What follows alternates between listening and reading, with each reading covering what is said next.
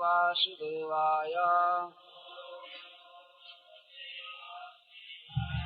ओम नमो भगवते वासुदेवाय। ओम नमो भगवते वासुदेवाय।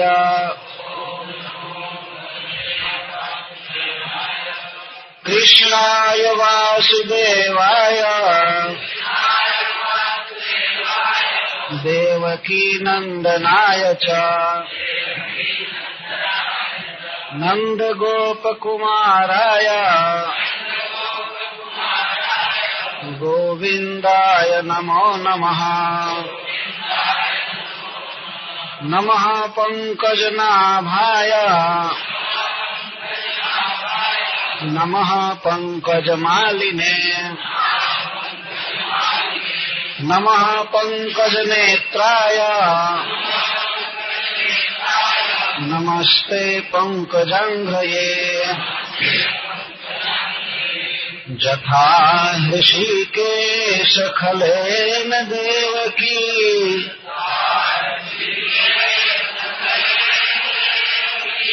कंसेन रुद्धाति चिरं सुचर्पिता।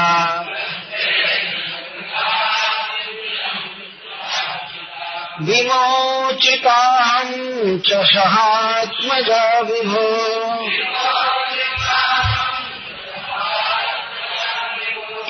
त्वयैव नाथेन मुहुर्विपद्गणान्।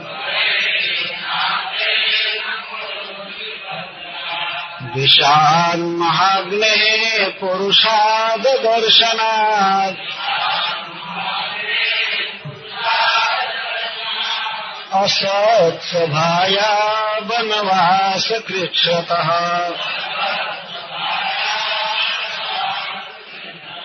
मृधे मृधेनेकमहारथाश्रितो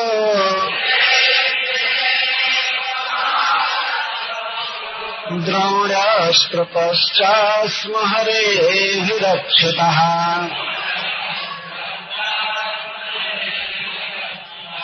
विपदः सन्तु नाशस्व तत्र जगद्गुरो। भवतो दर्शनं यत्स्यात् अपुनर्भवदर्शनात्। जन्मैश्वर्यसुता श्रीभिः एधमानमदः पुमान्। नैवार्हत्यभिधातुं वै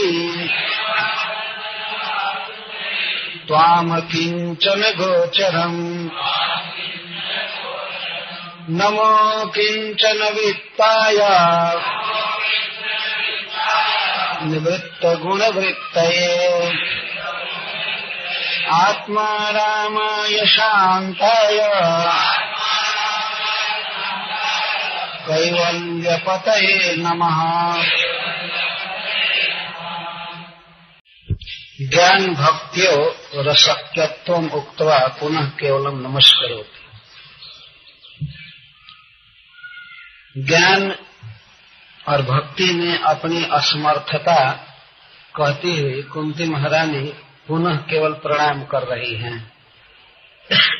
कृष्ण आपको प्रणाम है, वासुदेव आपको प्रणाम है, देवकी नंदन आपको प्रणाम है, नंद गोप कुमार आपको प्रणाम है, गोविंद आपको प्रणाम है, पंकज नाभ आपको प्रणाम है, पंकज माली आपको प्रणाम है, पंकज नेत्र आपको प्रणाम है और पंकजांघ्री आपको प्रणाम है।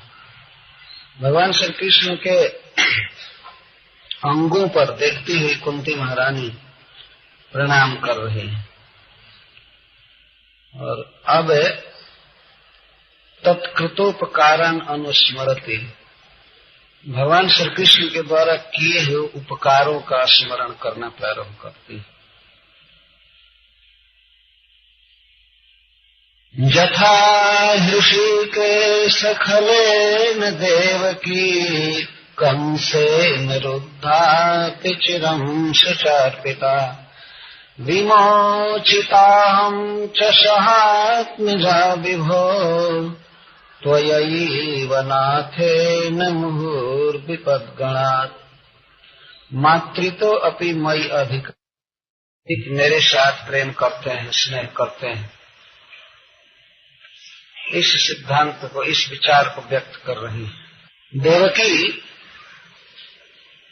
कंसेन रुद्धा अति चिरम रुद्धा। देवकी कंस के द्वारा कारागृह में अवरुद्ध की गई थी बहुत काल तक, अति चिरम,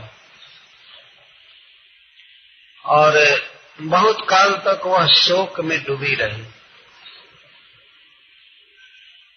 देवकी के शोक के कई कारण थे। एक तो वह पति के साथ, वसुदेव जी के साथ कारागृह में थी, और कारागृह में भी उसके होने वाले पुत्रों का वध कर दिया गया। 6 पुत्रों को कंस ने मारा, और 7वें पुत्र का पता नहीं चला, वो गर्भ से ही अदृश्य हो गया। योग माया ने उसको रोहिणी के गर्भ में पहुंचा दिया, परंतु माता देवकी को इसका पता नहीं था कि मेरा बच्चा मेरे गर्भ से रोहिणी के गर्भ में चला गया। यदि यह पता होता तो देवकी आनंद में होती कि मेरा एक बच्चा बचा हुआ है। और जब 8वां बच्चा हुआ तो उसे भी दूध पिलाने का सौभाग्य माता देवकी को नहीं मिला।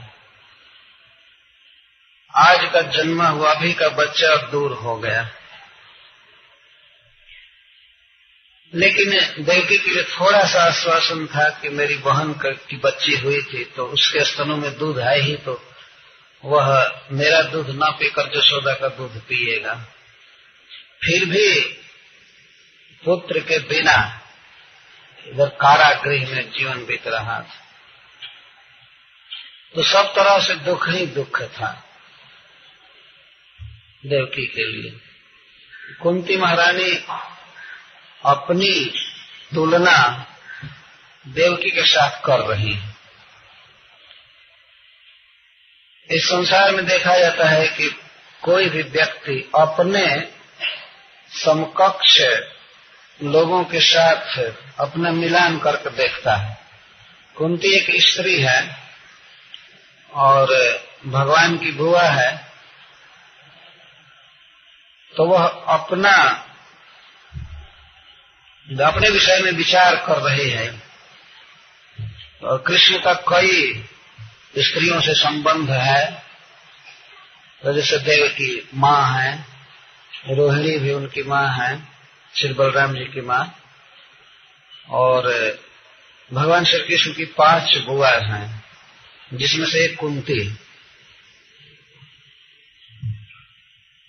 तो स्वाभाविक ही स्मरण आ रहा है कि कृष्ण हमारे साथ कितना प्रेम करते हैं।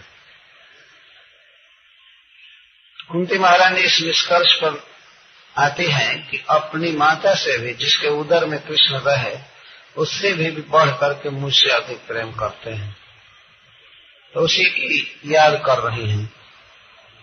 एक बार कहती हैं कि हे ऋषिकेश, कारागृह में अति दीर्घ काल तक अवरुद्ध देवकी की जैसे आपने रक्षा किया, उसी तरह से मेरी किया।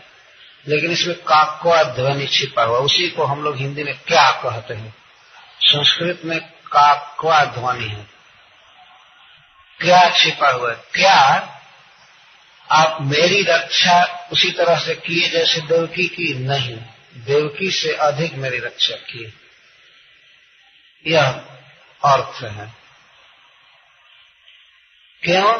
क्योंकि देवकी अति चिरम रुद्धा, बहुत वर्षों तक कारागृह में अवरुद्ध रहे, और इस कारण से सुचार पिता शोक में डूबी रहती थी सर्वदा, बहुत शोक में रही देवकी। और कौन डाला था कारागृह में? अपना भाई कंसेन। कंस डाला था और उसके बच्चों को मारता गया। तो आपने देवकी की रक्षा केवल एक बार किया, एक बार, और बहुत काल के बाद अति चिरम सुचार पिता। कृष्ण का जन्म हुआ मथुरा में और वे चले गए ब्रज में। ब्रज में गोचारण करते थे, रासलीला करते थे, लेकिन देवकी उतने काल तक दुख में थी। कुंती कभी भी इतने समय तक दुख नहीं भोगी।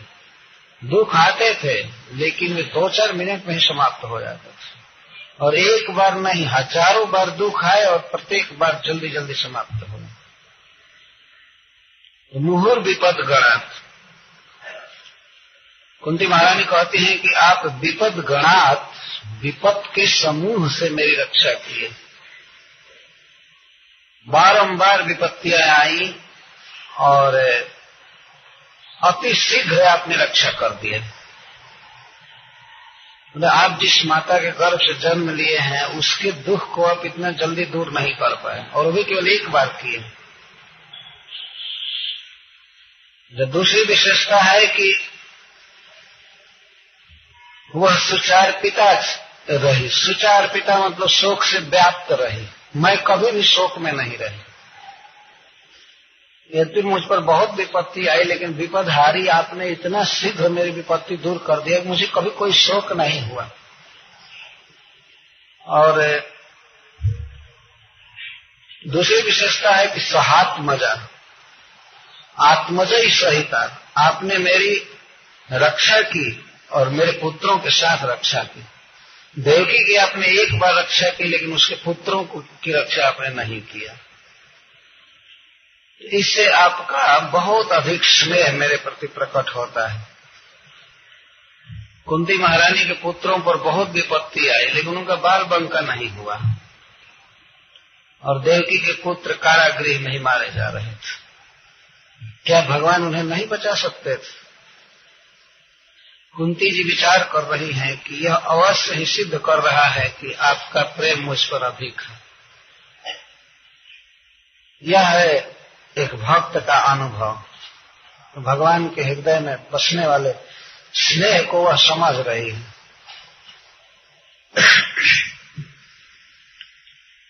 देवकी और कुंती दोनों दुख में डाली गई,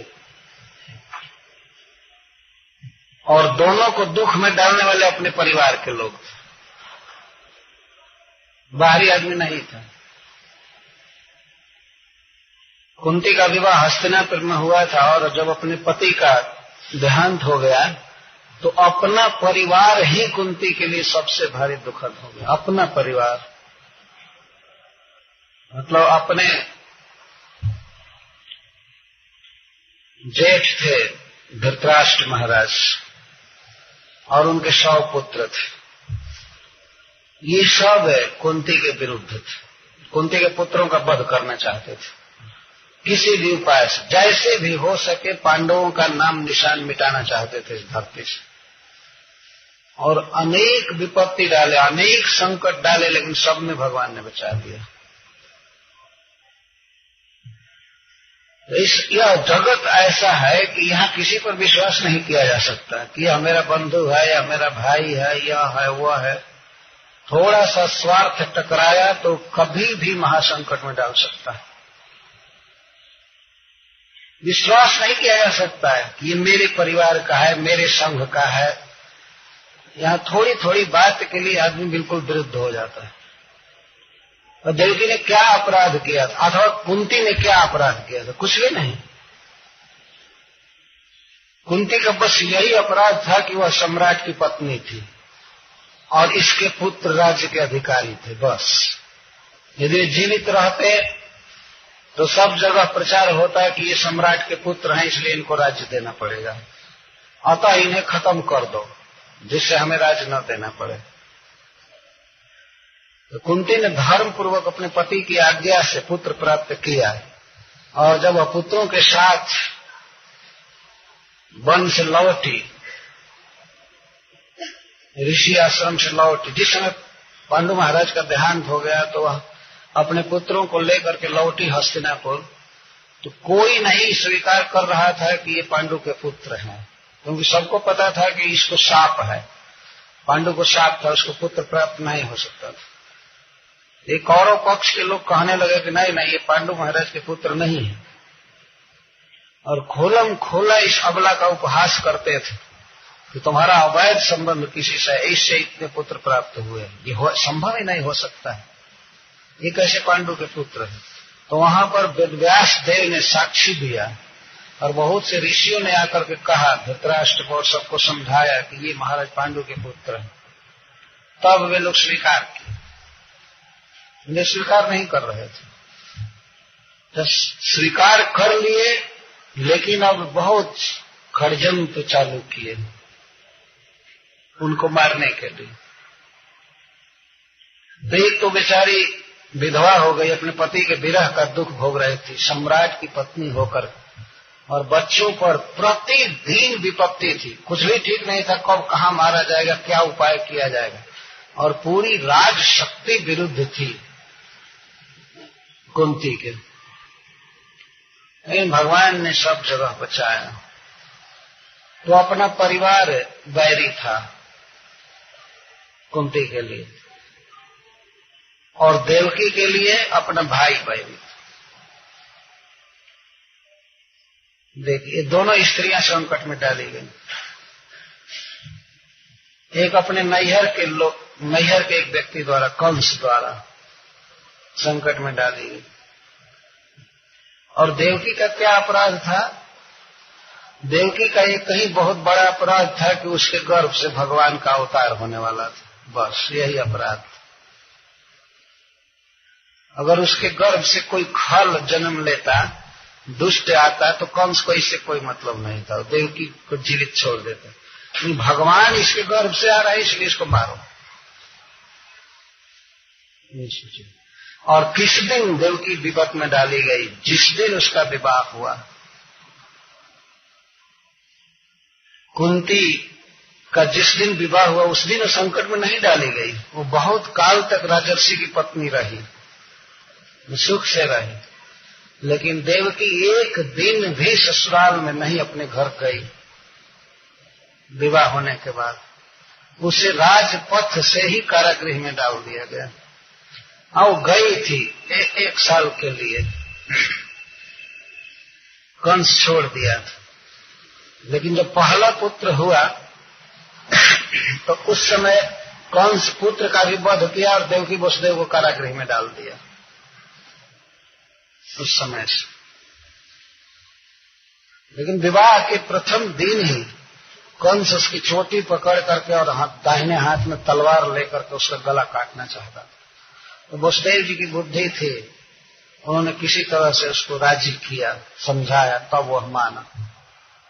परंतु उस समय तो मान गया, परंतु बाद में देवकी को और वसुदेव को दोनों को कारागृह में बंद किया।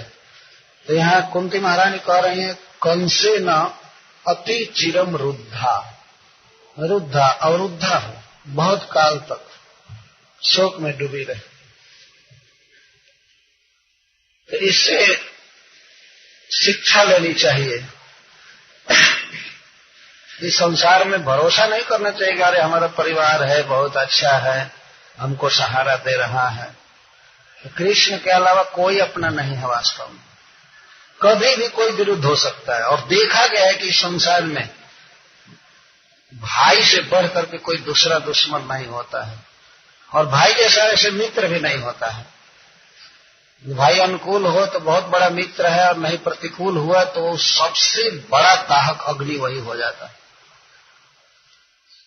ये सबका देखा हुआ विषय। बड़े बड़े जो दुख हुए हमें अपने स्वजनों से हुए। देवकी को दुख हुआ अपने भाई से, कोई बेचारी अपराध नहीं की थी, कोई पहले से अपराध नहीं था। अगर अपराध होता तो कंस रथ नहीं हाँकता, वो सारथी को हटाकर, ड्राइवर को हटा करके स्नेह बस रथ हाँक रहा था। लेकिन जब ही सुना कि इसके गर्भ से विष्णु आएगा, बस स्नेह समाप्त हो गया। इस तरह से देवकी भी दुख में डाली गई थी और कुंती भी दुख में डाली गई थी। कुंती विचार करके देख रही है कि मेरी भाभी कितना दुख में डाली गई, कृष्ण की जननी, कृष्ण की माता कितना काल तक दुखनी रही, लेकिन मुझे कृष्ण दुख का मुख नहीं दिखाए। मेरी विपत्ति हमेशा जल्दी जल्दी दूर करते रहे। अति चिरम रुद्ध तो विमोचिता अहम, मैं रक्षिता हुई, मुझको छुड़ाए विपत्ति से। सहात्मजा और त्वयैव नाथेन, आपने मुझे मुक्त किया विपत्तियों से, दुख से छुड़ाया जल्दी जल्दी। मुह और विपद गणात, हजारों विपत्तियों से और मुह जल्दी जल्दी। हम मुह का अर्थ शीघ्र शीघ्र, बारंबार विपत्तियां आई और आपने अति शीघ्र मुक्त कर दिया। जैसे द्रौपदी का वस्त्र हरण, बहुत भारी विपत्ति थी अपने स्वजन पर, कुल वधु का अपमान हो रहा था उस असत सभा में, जिसे कुंती महारानी यहाँ असत सभा कहती, दुष्टों की सभा। लेकिन क्षण भर में कृष्ण ने रक्षा कर लिया। करोड़ों गज, करोड़ों मीटर साड़ी बढ़ गई। 10,000 हाथी का बल रखने वाला दुशासन गाज फेंक कर गिर गया साड़ी खींचते खींचते, लेकिन साड़ी का और छोर नहीं मिला। तो भगवान ने इस तरह रक्षा कर लिया। उसके लिए आगे याद कर रहे, क्यों रक्षा किया कथा बोल रही है, क्योंकि मैं अनाथनी थी, मेरा रक्षक कोई नहीं था। ऐसी बात नहीं है कि देवकी के समान मेरा आप में प्रेम है। देवकी का आप में जितना प्रेम है उसके सामने करोड़वें अंश भी मेरा प्रेम आप में नहीं है। लेकिन फिर भी मेरी एकमात्र योग्यता यह थी कि मैं दीन थी, और आप संबंध देख रहे थे कि मेरी बुआ अनाथनी है, विधवा है। कुछ भी हो, देवकी दुख में थी, लेकिन उसके पति उसके साथ थे और उसके और स्वजन उसके विरुद्ध नहीं थे, केवल एक व्यक्ति विरुद्ध था। और हमारे तो सभी विरुद्ध थे, आपके अलावा मेरा कोई रक्षक नहीं था। देवकी के और लोग भी थे, जैसे अक्रूर जी थे। अक्रूर जी सर्वदा वसुदेव और देवकी की रक्षा के लिए बुद्धि लगाया करते थे। कई ऐसे अवसर आए कि कंस को उन्होंने समझा करके राज्य कर लिया। यद्यपि और यादव सब भाग गए थे, अपने संबंधी कंस से बहुत भयभीत थे, लेकिन सब देवकी का हित चाहते थे और कोई विरुद्ध नहीं था। कुंती का सारा समाज विरोधी था। 100 भाई दुर्योधन में विरोधी थे, उनके संबंधी विरोधी थे, और उधर केवल 1-2 व्यक्ति थे जो हितैषी थे, जैसे विदुर जी। भीष्म पितामह आदि हितैषी थे, लेकिन बाहर से हितैषिता नहीं कर सकते थे, बल्कि दुर्योधन की बनाई हुई योजनाओं के साथ उन्हें चलना पड़ता था। महाभारत में कथा है कि जब पांडव अज्ञातवास कर रहे थे विराट नगर में, तो उनका पता लगाने के लिए और उनको पुनः 12 वर्ष का वनवास देने के लिए कौरव लोग खोज रहे थे उनको। तो उसमें भीष्म पितामह भी आए थे, द्रोणाचार्य भी आए थे। इस तरह से लोग करते थे। तो वास्तविक हितैषी एक ही व्यक्ति थे, विदुर जी।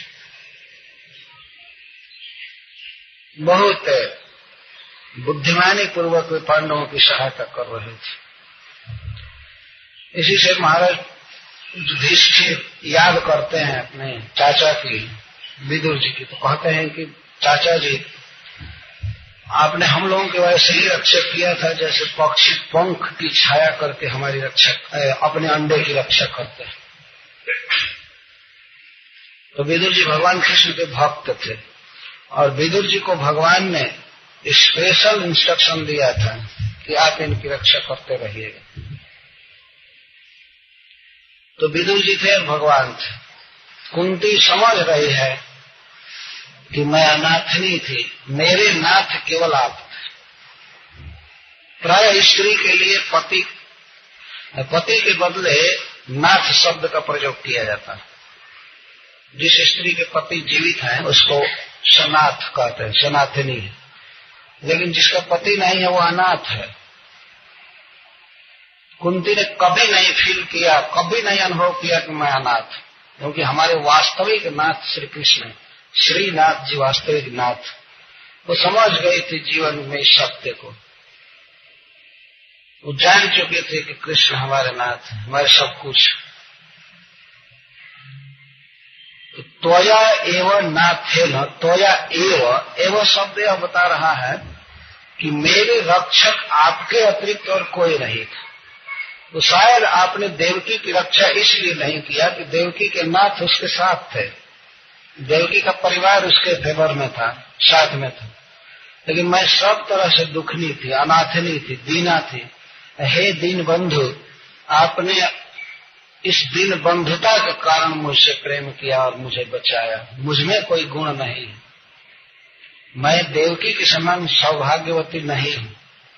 जिसके उदर में आप आए, जिसके छाती का दूध पिए, वह स्त्री निश्चित ही हमसे कोटि गुना अधिक भाग्यवती है। लेकिन फिर भी मैं अनाथनी थी, अतः आपने मेरे साथ स्नेह किया। यह है भगवान कृष्ण के साथ भक्तों का संबंध और उसके अनुसार अनुभव।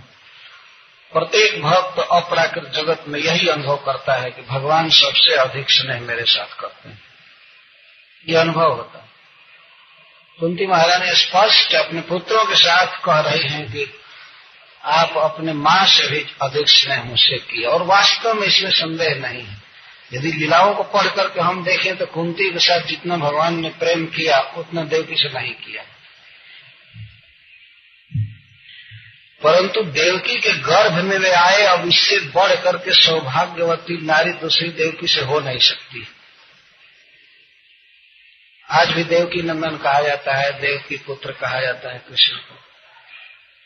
पर और लीलाओं में विचार कीजिए तो जितना वे कुंती से स्नेह किए उतना देवकी से नहीं।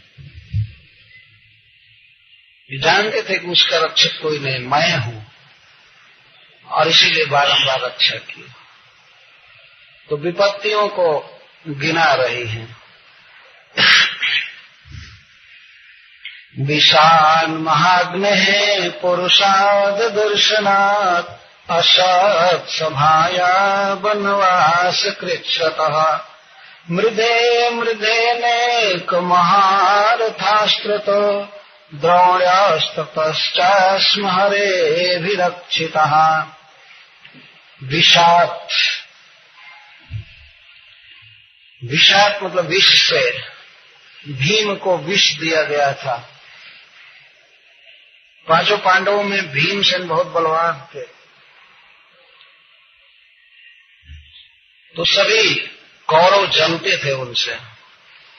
तो एक बार कौरवों ने आपस में मंत्रणा करके भीम को मारने का उपाय किया। वे लोग कहे कि चले हम लोग गंगा जी के तट पर और वहां प्रीति भोज करेंगे। रोज तो अपने भवन में खाते ही हैं, अब थोड़ा वन में चलें, गंगा जी के किनारे प्रीति भोज पिकनिक करने के लिए गए। तो कपट से ये लोग वहां पर हलाहल विष डाले एक भोजन में, और योजना थी कि भीम को खिलाया जाएगा।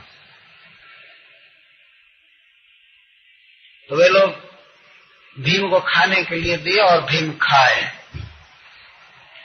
जब ही वे भोजन किए तभी ये बिल्कुल विशुद्ध हो गए, विशुद्ध हो गए। और अंत में उनको मरा हुआ समझकर कौरव उन्हें गंगा जी में फेंक करके और घर चले आए। और अन्य जो चार भाई थे भीमसेन के, जो युधिष्ठिर, अर्जुन, नकुल, सहदेव, ये लोग बहुत विलाप करने लगे। और यह बहाना किया गया कि भीमसेन डूब गए, पानी में डूब गए, तैरने में थक करके डूब गए। वास्तव में विष के कारण डूबे, लेकिन इधर हल्ला किया गया कि वो डूब गए पानी में, गंगा जी में डूब गए। पूरा जो अपने संबंधी हितैषी थे वे लोग रो रहे थे, और जो दुश्मन थे वे भी नकली रूप से रो रहे थे, वे भी हाहाकार कर रहे थे झूठ मूठ। तो धृतराष्ट्र को तो बहुत प्रसन्नता हुई, लेकिन वो भी विलाप कर रहा था, हाय हाय भीम मर गया मर गया।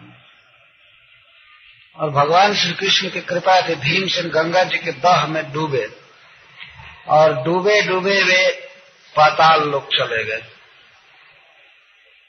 सर्पों के लोक में चले गए। तो वहां सर्पों ने उनको काटना चालू किया चारों तरफ से। विषस्य विषमौषधम, विष की दवा विष है। ये बिल्कुल बेहोश हो गए थे।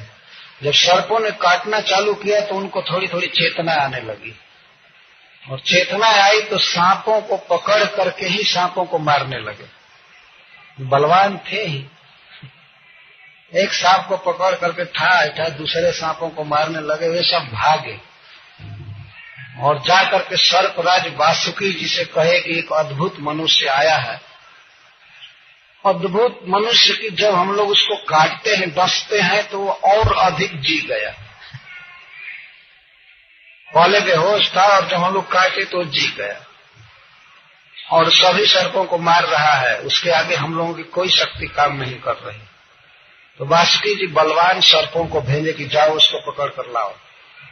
तो कुछ बलवान सर्प गए और अपने देह में लपेट करके भीमसेन को लाए, हाजिर किए वासुकी सर्पराज।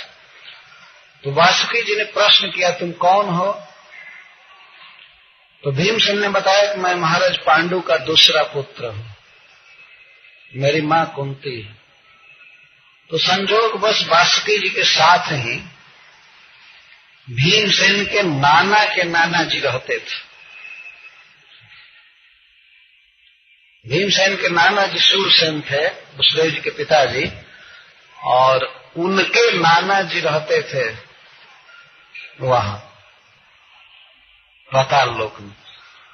तो उन्होंने जब सुना तो उनका बहुत स्नेह उमड़ा कि हमारे नाती का नाती आया है। तो उन्होंने वासुकी जी से कहा कि अरे ये तो हमारा संबंधी है, इसका स्वागत होना चाहिए।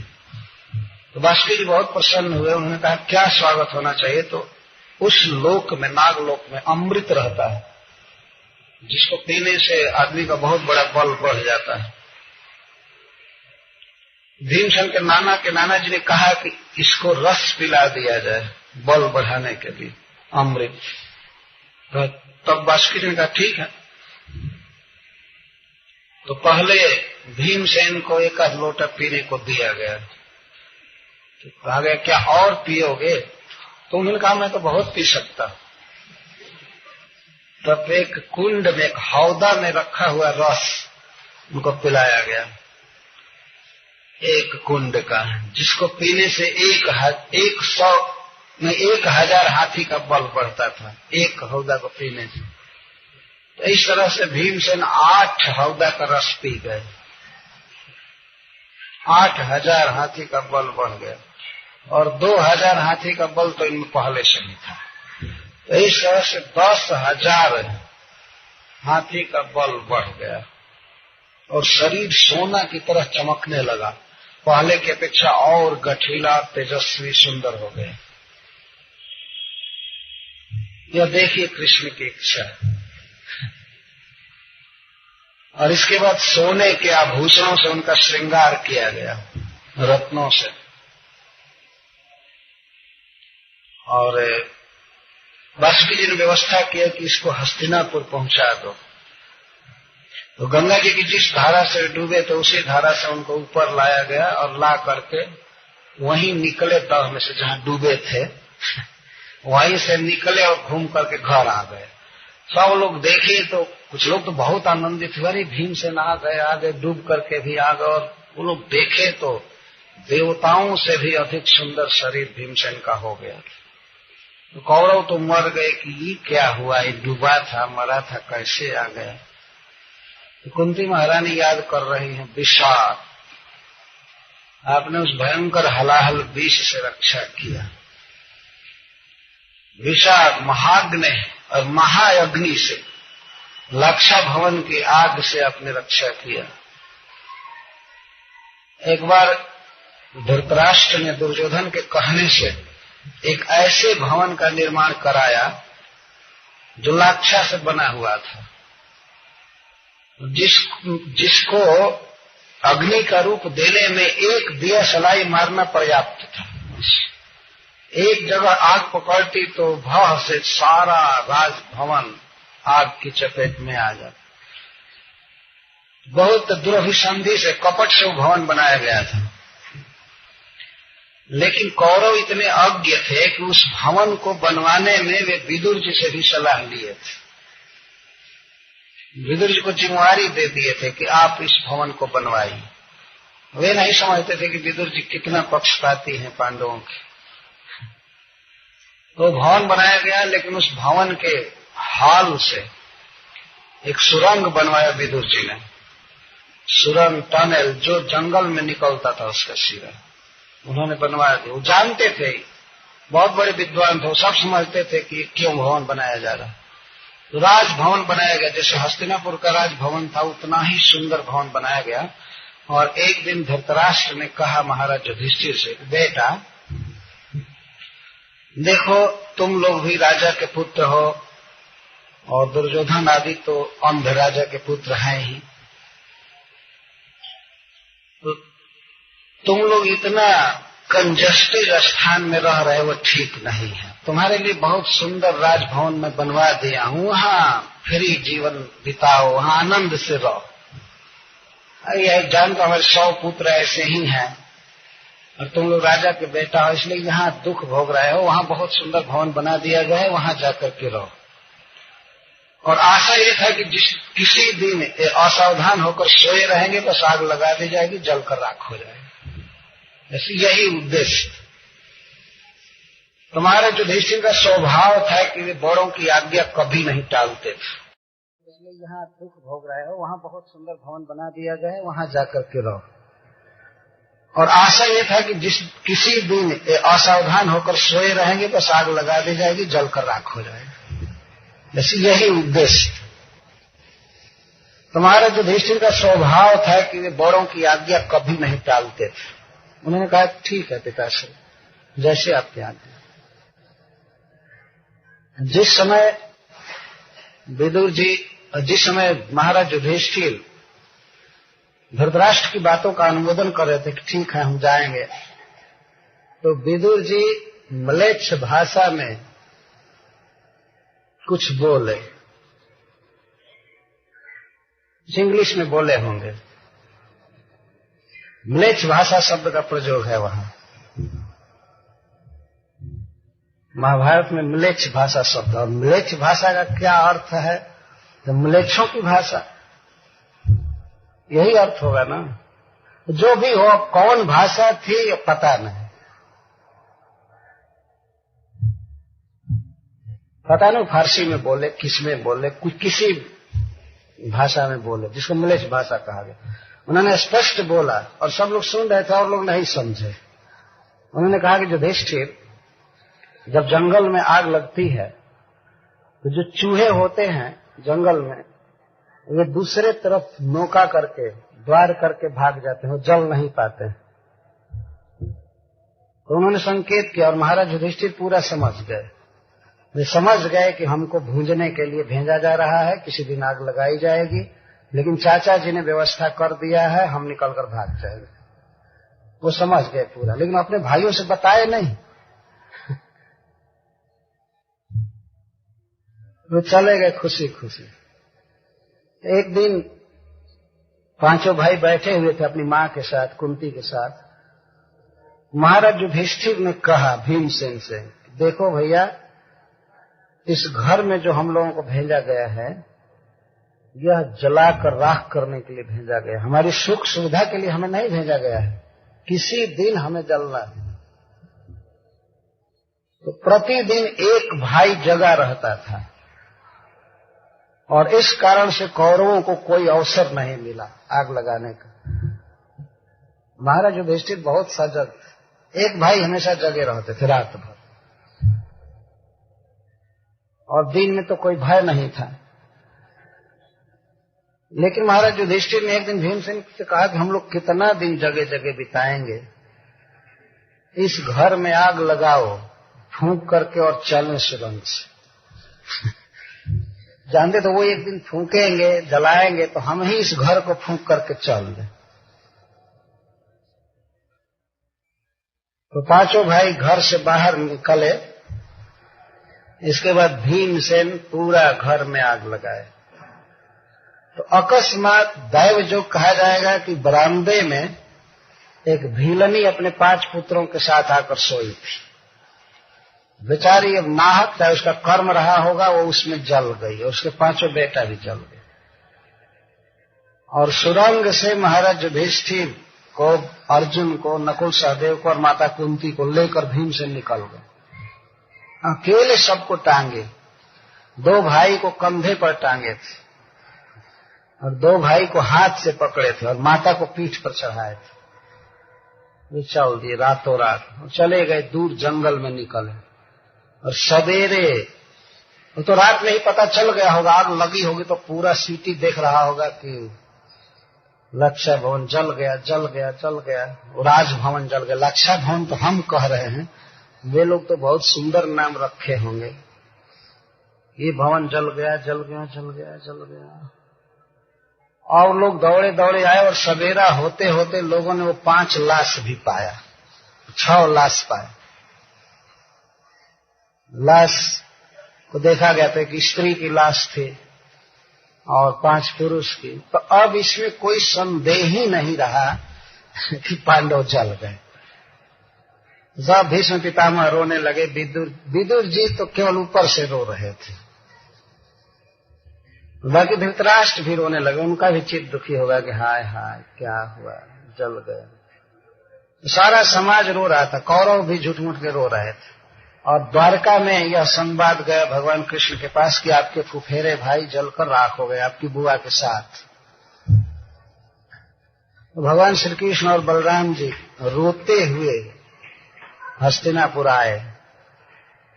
यद्यपि भगवान सब जानते थे, सुखदेव गोस्वामी ने कहा है कि वे जानते थे कि वे जले नहीं, लेकिन फिर भी लोक रीति से वो भी रोते आ रहे थे, रोते आ रहे थे। रोते हुए आए और यहाँ हस्तिनापुर में अन्त्येष्टि संस्कार काम क्रिया सब हो गए।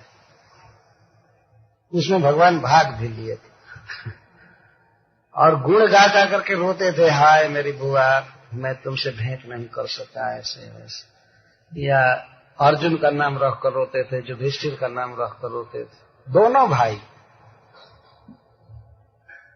पांडव निकले उस लक्षा भवन की आग से, तो जलना था। और सुखदेव गोस्वामी कहते हैं कि यद्यपि धृतराष्ट्र ने जलाया नहीं पांडवों को, लेकिन जलाने का पाप उस पर लग गया। घर में आग लगाया था भीमसेन ने, लेकिन अंततः आशय के अनुसार सब कुछ चलता है। मान लीजिए कोई चोर या हत्यारा किसी को मारे और अपने भाग्य से वो व्यक्ति बच गया, तो जज मारने वाले को बहुत कड़ी सजा देगा। उसका इंटेंशन देखता है, उसके मन में क्या था। और कोई किसी को बचाना चाहता है, रियली मारना नहीं चाहता है, और अनजान से उसके आघात से वो मर जाए, तो उसको सजा नहीं होती। इंटेंशन देखा जाता है मुख्य रूप से।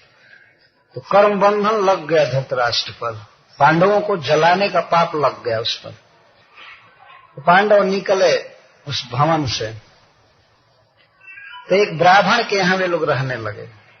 एक ब्राह्मण, एक चक्रा नगरी थी, तो ब्राह्मण के वेश में वे 5 भाई रहने लगे। और कुंती महारानी एक ब्राह्मणी के वेश में रहने लगे। और वहां वो ब्राह्मण नहीं जानते थे कि हस्तिनापुर के राजा हैं, ये हैं, वो हैं। और पांडव इसलिए छिप गए कि पता न लगे कि ये लोग जीवित हैं। और उधर तो शोक छाया हुआ था। तो उस क्षेत्र में पुरुषार्थ दर्शनार्थ एक राक्षस की मुठभेड़ से भगवान ने रक्षा की, इसकी व्याख्या कर रहा हूं। जिस ब्राह्मण के यहां रह रहे थे, तो उस गांव में और उस इलाके में एक राक्षस रहता था, बहुत बलवान था। और उसने वो आदमियों को मारा करता था, खा जाता था, सीधे आदमी को खा जाता था। तो कई गांवों के लोग ने मिल करके मीटिंग किया कि भाई ऐसे आक्रमण करता है, खा जाता है, तो हम लोग बारी बारी से अपने घर से उसको आदमी और भोजन भेजा करें। उसको बुलाए सभा में, लोगों कहे कि सरकार हम लोग ऐसी व्यवस्था दे रहे हैं, आप हमें मारा मत कीजिए, हम लोग साल में एक बार जिसका बारी पड़ेगा तो अपना एक स्वजन और भोजन आपको भेज देगा। तो उसने कहा ठीक है, हमें भोजन से मतलब है। तो जब पांडव उस ब्राह्मण के घर में रहे थे तो उसकी बारी आ गई। उसके घर से एक आदमी को भेजना था, उस आदमी को भी खाएगा और घर का पूरा सामान भी खाएगा राक्षस। तो घर में लोग रोना चालू कर दिए। जो बच्चा था, लड़का सयाना, वो पिताजी से कहता था कि मैं जाऊंगा, पिताजी कहते थे कि नहीं मैं जाऊंगा। और जो घर में माता जी थी वो रो रहे थे, अरे कोई जाए, चाहे पति जाए चाहे पुत्र जाए, एक को तो खाएगा ही। तो रोने लगी।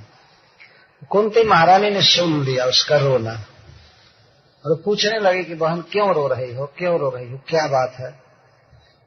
उसने जब बताया तब कुंती महारानी ने कहा नहीं कोई नहीं जाएगा, मैं अपने पुत्र को भेज रही। वो ब्राह्मणी नहीं मान रहे थे, लेकिन कुंती जी ने कहा कि तुम्हारा तो एक ही बेटा है, हमारे तो 5 बेटे हैं, अगर एक बेटा मर भी जाएगा तो 4 रहेंगे मेरे पास, इसलिए मैं भेज रही हूँ। और कुंती को पूरा विश्वास था कि भीमसेन उस राक्षस का वध कर देंगे। तो सब तरह से मना करके, और कुंती चूंकि अबलाइज थी, जिस घर में रह रही थी, खा रही थी, तो स्वाभाविक धर्म था उस घर की विपत्ति में शरीक होना। तो उसने कहा कि बेटा तुम जाओ भीमसेन को ले लो, सामान जो बना हुआ है इस गांव में, पूरे गाड़ी पर, बैलगाड़ी पर लाद करके जाना, तुम जाओ। और कुंती महारानी ने कहा कि तुम जाओ, तुमको खाएगा और ये भोजन भी दे देना। भीमसेन तैयार हो गए, कुंती महारानी के चरणों की वंदना किए और माता ने आशीर्वाद दिया चिरंजीवी रहो। तो अमोघ आशीर्वाद था, विजयी बनो। भीमसेन गए, वो राक्षस के पास पहुंचने में उन्हें बहुत विलंब हो गया, वो बहुत क्रोध में था। भोजन का टाइम हो गया है, लंच का टाइम, और अभी नहीं पहुंचा। बहुत क्रोध में था, कौन ऐसा शैतान आज आ रहा है, उसको बुद्धि नहीं है। तो भीमसेन आ रहे थे बैलगाड़ी पर, तो उसने देखा कि वो सारा सामान खाते हुए आ रहा है। बीच रास्ते में वो सारा खत्म कर चुके थे सामान। तो इसको देख करके उसका क्रोध और बढ़ गया कि अद्भुत मनुष्य। और आते ही गाली देना चालू किया, मारने की धमकी दिया, और लेकिन भीमसेन भिड़ गए उससे और अंत में उसका वध कर दिया। तो पुरुषाद का अर्थ है पुरुष को खाने वाले राक्षसों की मुठभेड़ से आपने मेरी रक्षा की, मेरे बच्चों की रक्षा की। तो भीमसेन की रक्षा और उस क्षेत्र का विपद सदा के लिए दूर हो गया। फिर भी अभी ये ब्राह्मण के वेश में ही रहते थे और अब दूसरी जगह चले गए। जब प्रसिद्धि हो गई कि बहुत बलवान ब्राह्मण है इस क्षेत्र में उनके घर, तो इस प्रसिद्धि के डर से फिर ये लोग स्थानांतरण कर दिए, दूसरे स्थान पर चले गए। जाते जाते पंजाब की तरफ बढ़ गए, महाराज द्रुपद की राजधानी की तरफ। वहां उन्हें पता चला कि द्रौपदी का स्वयंवर होने वाला है। भगवान वेदव्यास देव ने यह सूचना दिया पांडवों को, और कुंती से स्पेशल उन्होंने कहा कि अपने पुत्रों को भेज दो कंपटीशन में भाग लेने के लिए। तो सीलिंग में एक चक्र बनाया गया था, उस चक्र में मछली घूम रही थी, बनावटी मछली बहुत जोर से, और उसका प्रतिबिंब जल में नीचे पड़ रहा था, और नीचे देख करके और मछली के आंख में बाण मारना था। तो विश्व से बड़े बड़े राजकुमार आए थे, क्योंकि द्रौपदी का यश सारे ब्रह्मांड में छाया हुआ था। वह परम सुंदरी थी, परम गुणवती, इसलिए उसका पाणिग्रहण करने के लिए सभी राजकुमार ललायित। तो हस्तिनापुर से पूरा दल गया था वहां, दुर्योधन, कर्ण और सब लोग वहां पहुंचे थे, पूरा दल गया था। और पृथ्वी से अनेक राजा आए थे, और द्वारका से भगवान कृष्ण भी आए थे, बलराम जी भी आए थे वहां। वो कंपटीशन में भाग लेने नहीं आए थे, लेकिन द्रुपद महाराज एक राजा थे इसलिए आए थे फेस्टिवल में भाग लेने के लिए। तो सब लोग भाग लिए, अर्जुन बैठे, युधिष्ठिर महाराज बैठे, सब लोग बैठे थे। भगवान कृष्ण भी कुछ दूर पर बैठे थे। तो भगवान कृष्ण बारंबार पांडवों की तरफ देख रहे थे, वो ब्राह्मण के वेश में थे। तो भगवान श्री कृष्ण बलराम जी से बातचीत कर रहे थे। देखिए भैया, वो व्यक्ति हमारे युधिष्ठिर भैया जैसा लग रहा है, एकदम ऐसा लग रहा है जैसे युधिष्ठिर हो, है कि नहीं? तो बलराम जी भी कहते थे एकदम ऐसा लग रहा है। इस तरह से लीला कर रहे थे, जान रहे थे कि युधिष्ठिर हैं। और अर्जुन को देखकर भगवान का देखो मेरे जैसे सांवले हैं, वो अर्जुन जैसे एकदम पता नहीं कैसे एकदम अर्जुन जैसे लग रहे हैं, नकुल जैसे लग रहे हैं, ये लग रहे हैं। बलराम जी अनुमोदन कर रहे थे कि हाँ ठीक कहते हो, एकदम वैसे लग रहे हैं। अंत में कंपटीशन हुआ तो कुछ लोग तो धनुष पर डोरी नहीं चढ़ा पाए, धनुष नहीं उठा पाए, फिर वो उस पर बाण क्या चढ़ाएंगे, धनुष से उठाना कठिन हो गया, डोरी चढ़ाना कठिन हो गया। कितने लोग धनुष के नोक में डोरी चढ़ाना चाहते थे, इतना जोर से वो मारा कि उनकी नाक टूट गई और मुंह टूट गया, गए, पूरा विवाह हो गया, चले गए बैठ। लिखा गया है महाभारत में, कितने लोगों के अंग भंग हो गए, कुछ मूर्छित होकर अस्पताल गए। अंत में कर्ण उठा, कर्ण चला। तो उस कंपटीशन में पहले से सूचना थी कि इसमें केवल क्षत्रिय और ब्राह्मण भाग ले सकते हैं। कंपटीशन का मतलब ये नहीं होता कि कोई भी भाग ले ले। जैसे कहीं कोई नौकरी प्राप्त करनी है, इंटरव्यू है, तो उसमें क्वालिफिकेशन कहा जाता है कि इतना जो पढ़ा हो वही भाग लेगा, है ना? इसका ये अर्थ नहीं कि भेड़ चराने वाला भी जाकर के बस कंपटीशन में बैठ जाए। उसका कुछ मापदंड होता है कि इतना पढ़ा लिखा व्यक्ति कंपटीशन में भाग लेगा। तो उसमें लिखा है केवल क्षत्रिय और ब्राह्मण भाग ले सकते हैं। तो जब कर्ण चला, द्रौपदी खड़ी थी वरमाला लेकर के, उसने पूछा कि यह व्यक्ति ब्राह्मण है या क्षत्रिय है, किस कुल का है? तो पता लगा कि ये शूद्र कुल का है, अधीरथ का पुत्र। द्रौपदी ने कह दिया कि एक भाग नहीं ले सकता है। उस कन्या को अधिकार था यह कहने का, और किसी ने नहीं कहा। उसने कहा कि नहीं, ये भाग नहीं ले सकता है। कुछ लोग कहते हैं कर्ण लक्ष्य भेद कर दिया होता, ऐसी बात नहीं है, कुछ भी नहीं किया होता। तो अंत में अर्जुन उठे।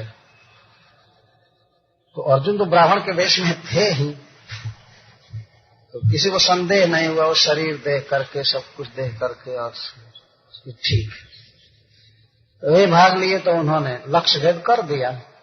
लक्ष्य भेद कर दिया तो जितने भी बड़े बड़े राजा थे उन्होंने हंगामा मचाना चालू किया कि ब्राह्मण के साथ राजकुमारी का विवाह नहीं हो सकता है, विवाह होगा किसी राजा के साथ। ये ब्राह्मण कंगाल ये क्या करेगा राजकुमारी को लेकर? और फिर हंगामा होने लगा, आपस में झगड़ा होने लगा, ये वो वाद विवाद होने लगा। नहीं, ब्राह्मण के साथ विवाह नहीं हो सकता है, होगा विवाह क्षत्रिय के साथ। और क्षत्रिय तो प्रत्यंचा चढ़ा नहीं पाए, लक्ष्य भेद कर नहीं पाए, लेकिन फिर भी बदमाश लोग आयन मौके पर बोलते ही हैं। वो चुप नहीं थे, झगड़ा होने की नौबत आ गई। तब अंत में धीरे धीरे पोल खुलने लगा। जब अर्जुन तैयार हो गए युद्ध करने के लिए, वही धनुष उठाकर, तो उनके हाथों पर पड़ी हुई रगड़ को कुछ लोगों ने देखा, बाएं हाथ कलाई पर धनुष की डोरी खींचने। तो लोग समझ गए कि अरे ये तो क्षत्रिय है। और अंत में घोषणा हुई कि ये युधिष्ठिर है, ये भीमसेन है, ये अर्जुन है, ये महाराज पांडु के पुत्र हैं, क्षत्रिय हैं, ब्राह्मण नहीं। अब इतना सुनते ही सबकी हिम्मत पस्त हो गई, सब लोग शांत हो गए। भगवान कृष्ण आए, मिलने लगे, युधिष्ठिर महाराज को प्रणाम किए, फिर अर्जुन से मिले, भीमसेन से। ओ भैया आप जी गए, हम तो इतने दिन से शोक में डूबे हुए थे, ये थे वो थे। सब बंधु आपस में मिल रहे थे, भीष्म पितामह मिल रहे थे अपने पौत्रों से। बहुत आनंद छा गया। जब यह पता लगा कि ये अर्जुन है तो महाराज द्रुपद के आनंद की सीमा नहीं रही। बहुत साजबाज के साथ आनंद से विवाह किए। वो आ रहे थे, जब कुंती के पास लौटे, कुंती जी उस समय घर में थी, तो महाराज युधिष्ठिर ने कहा माता को किवाड़ खोलने के लिए, माता किवाड़ खोलो, हम लोग आज एक अद्भुत उपहार लाए, हम लोग एक अद्भुत उपहार लाए हैं, तुमको देना चाहते हैं, मतलब दुल्हन लाए हैं। बाहर अनेक रथ खड़े थे, द्रुपद महाराज ने बहुत बहुत सामान दिया, तो हम बहुत उपहार लाए हैं अद्भुत। तो गए थे पांचों भाई अकेले, लेकिन 6 बन करके आए। तो भीतर से कुंती महारानी ने कहा कि बेटा जो भी उपहार हो उसमें तुम लोग प्रेम से 5 हिस्सा बांट करके खाना, मतलब उसका उपभोग करना, उसके साथ रहना। वो नहीं जानते थे कि कोई व्यक्ति है, वस्तु समझ रही थी। मैं यही कामना करती हूँ कि तुम 5 का उसमें समान हक होना चाहिए, जो भी उपहार तुम्हारे पास। और बाद में वो खोल करके किवाड़ देखी तो ये दुल्हन है। वो प्रणाम की द्रौपदी जी, कुंती महारानी, कुंती ने आशीर्वाद दिया, सदा सुहागिन रहो, सौभाग्यवती रहो। तो कुंती महारानी विचार करने लगी तो मैं क्या कह दी, ये तो एक की वधू है, फिर 5 की कैसे होगी। तो बाद में भगवान वेदव्यास देव ने आकर के समझाया कि यही होना था, यही निश्चित है, तुम्हारे मुख से जो निकला है वो दैव का विधान था, यह 5 की पत्नी होगी। तो जब महाराज द्रुपद ससुर हो गए तो धृतराष्ट्र अपने आप पांडवों को बुलाए राजधानी में और उनको आधा राज्य दे दिया, अपने आप बुला करके, भय के मारे। नहीं देने पर द्रुपद महाराज फिर एक्शन लेते, भय बस वे राज दे दिए पांडवों। जब राज दे दिए तो चूंकि धर्मराज हैं युधिष्ठिर महाराज, उन्होंने खूब सुंदर शासन किया, राजसूय यज्ञ किया, दुनिया के समस्त राजाओं को परास्त किया उन्होंने, और द्रौपदी राजरानी बनी। तो द्रौपदी के इस उत्कर्ष को, महाराज युधिष्ठिर के इस उत्कर्ष को कौरव नहीं सह सके, तो फिर असत सभा आया। फिर अब असत लोगों की सभा लगी, जुआ खेल करके उनका राज्य हड़पने के लिए और उनकी स्त्री को छीनने के लिए। एक्चुअली वास्तविक उद्देश्य था द्रौपदी को हड़पना, लेना, लेकिन जुआ के बहाने करना चाहते थे। जुआ खेलते खेलते एक दिन ऐसा अवसर आया कि महाराज युधिष्ठिर को उन लोगों ने कहा कि अभी तो आपके पास बहुत बड़ा धन है, आप द्रौपदी को दांव पर रखिए, यदि आप जीत जाएंगे तो सारा धन आपका वापस हो जाएगा। तो जुआ का ऐसा नशा होता है, महाराज ने द्रौपदी को भी दांव पर रख दिया, और यही वे लोग चाहते थे कि द्रौपदी को छीन लिया जाए। तो हार गए। तो हारना ही था, जब शकुनी था तब जीतने का कोई सवाल नहीं था पांडवों का। तो असत सभा लगे थे, उसमें द्रौपदी को खींच करके लाया गया और स्पष्ट कहा दुर्योधन कि तुम केवल इन लोगों के साथ रहती हो, तुम राजकुमारी हो और मेरे जैसे राजा के साथ तुमको रहना चाहिए, ऐसी घोषणा किया हो।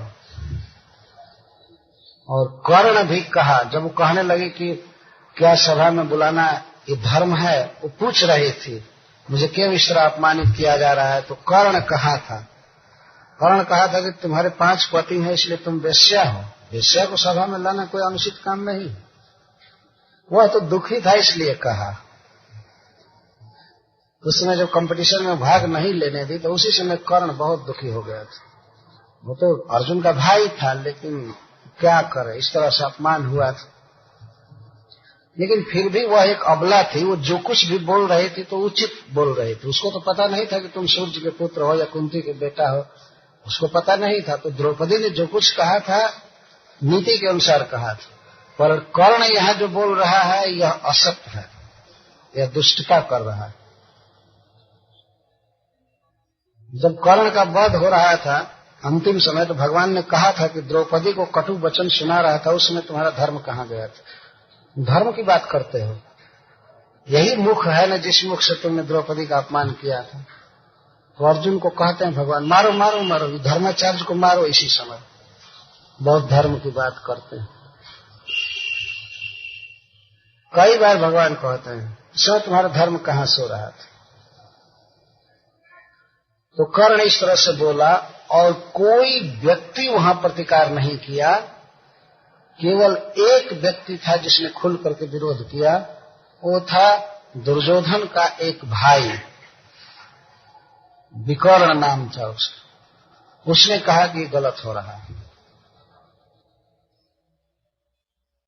लेकिन भीष्म पितामह तक से पूछा गया, द्रौपदी ने पूछा, क्या दादाजी ये धर्म हो रहा है?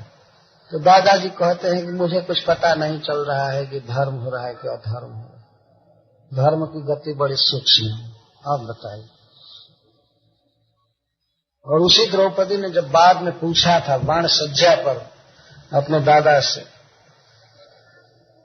कि जिस समय मेरा वस्त्र हरण हो रहा था उस समय आपको धर्म का ज्ञान नहीं था, और इस समय धारावाहिक धर्म पर आप प्रवचन कर रहे हैं, यह ज्ञान आपका कहाँ चला गया था?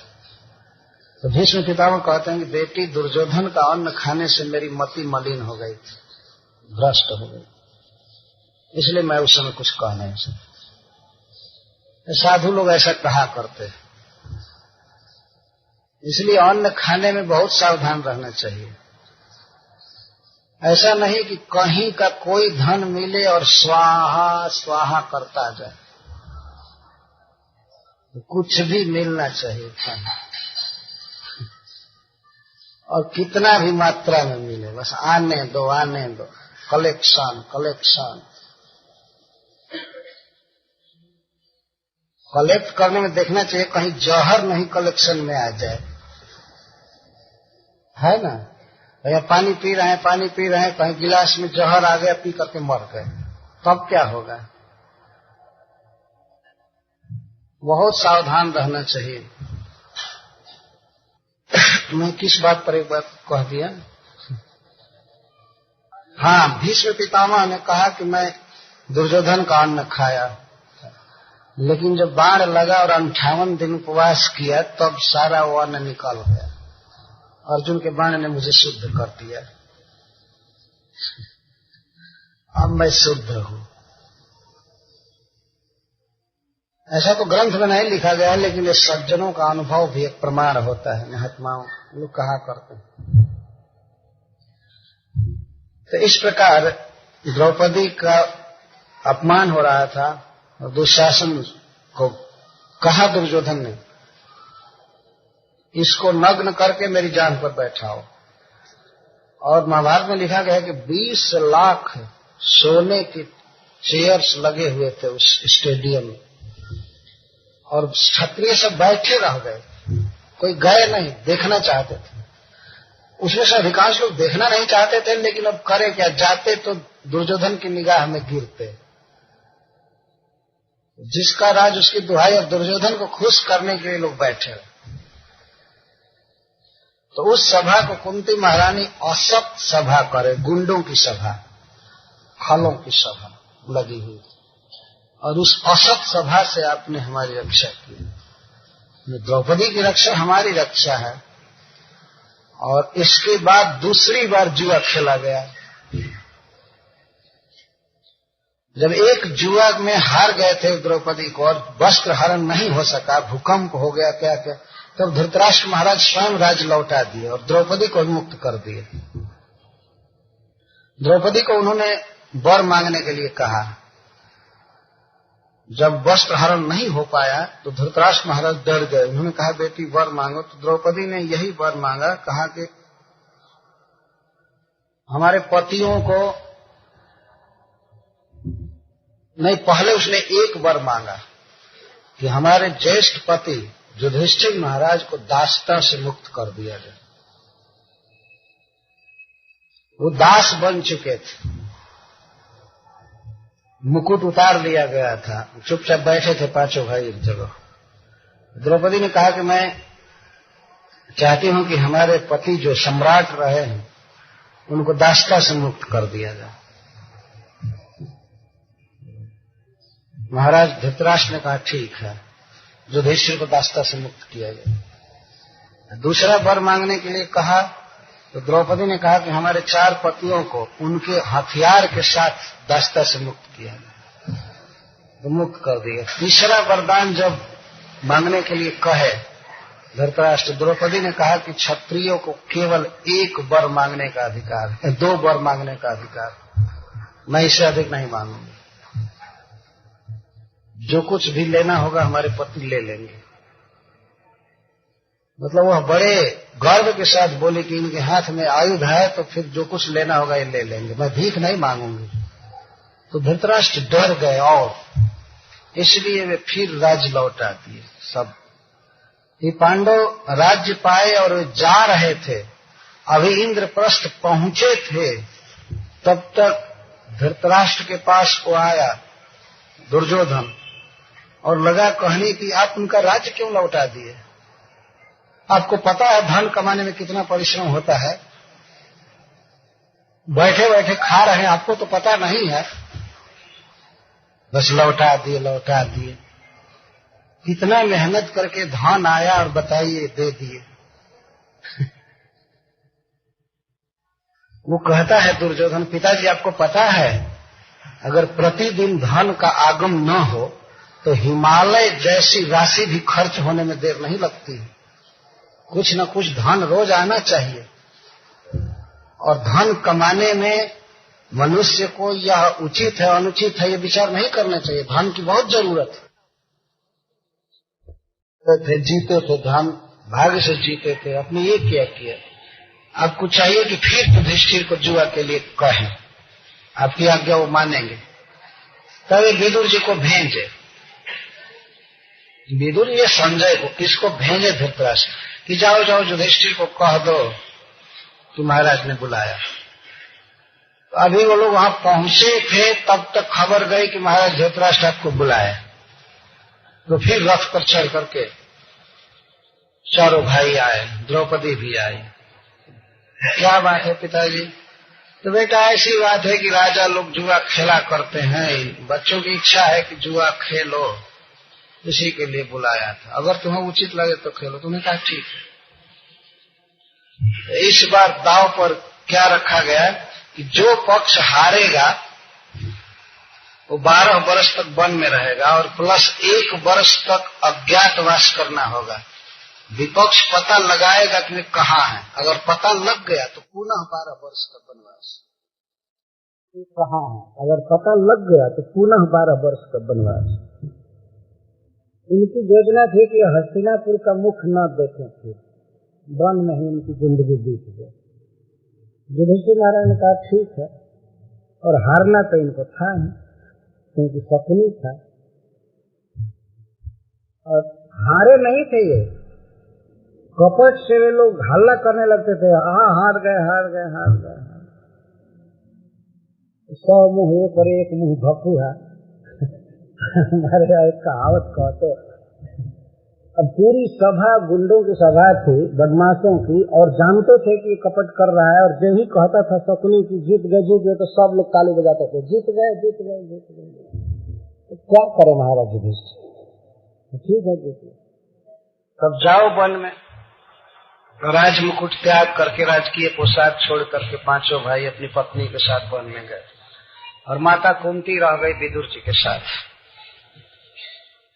ये वन में गए तो वनवास कृच्छतः, कुंती महारानी याद कर रही कि वनवास के कठिनाइयों से आपने हमारी रक्षा की। वन में अनेक विपत्तियां आई।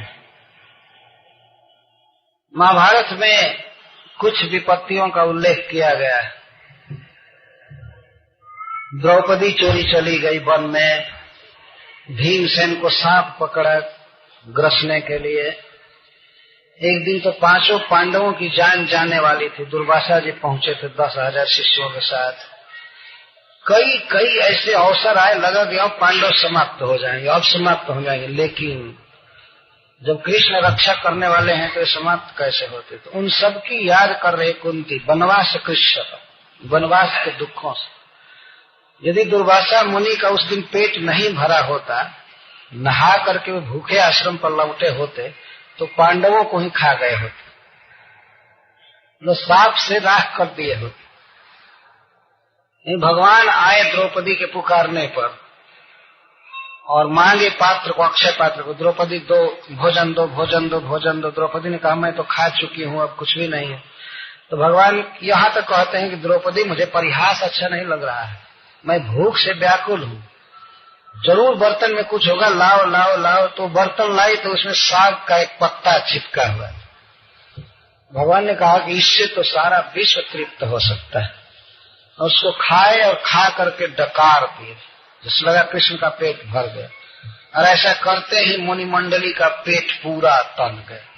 जो लोग स्नान कर रहे, स्नान करके अघमर्षण मंत्र का जप कर रहे थे, एक दूसरे को देखने लगे, तो केवल मेरा ही पेट भरा है कि उसका भी भरा है, और वो देख रहा है केवल मेरा ही भरा है कि उसका भी भरा। तो सब लोगों का पेट तन गया और बहुत सुगंधित डकार आ रही थी, बहुत आकंठ भोजन हो गया, कंठ पर्यंत।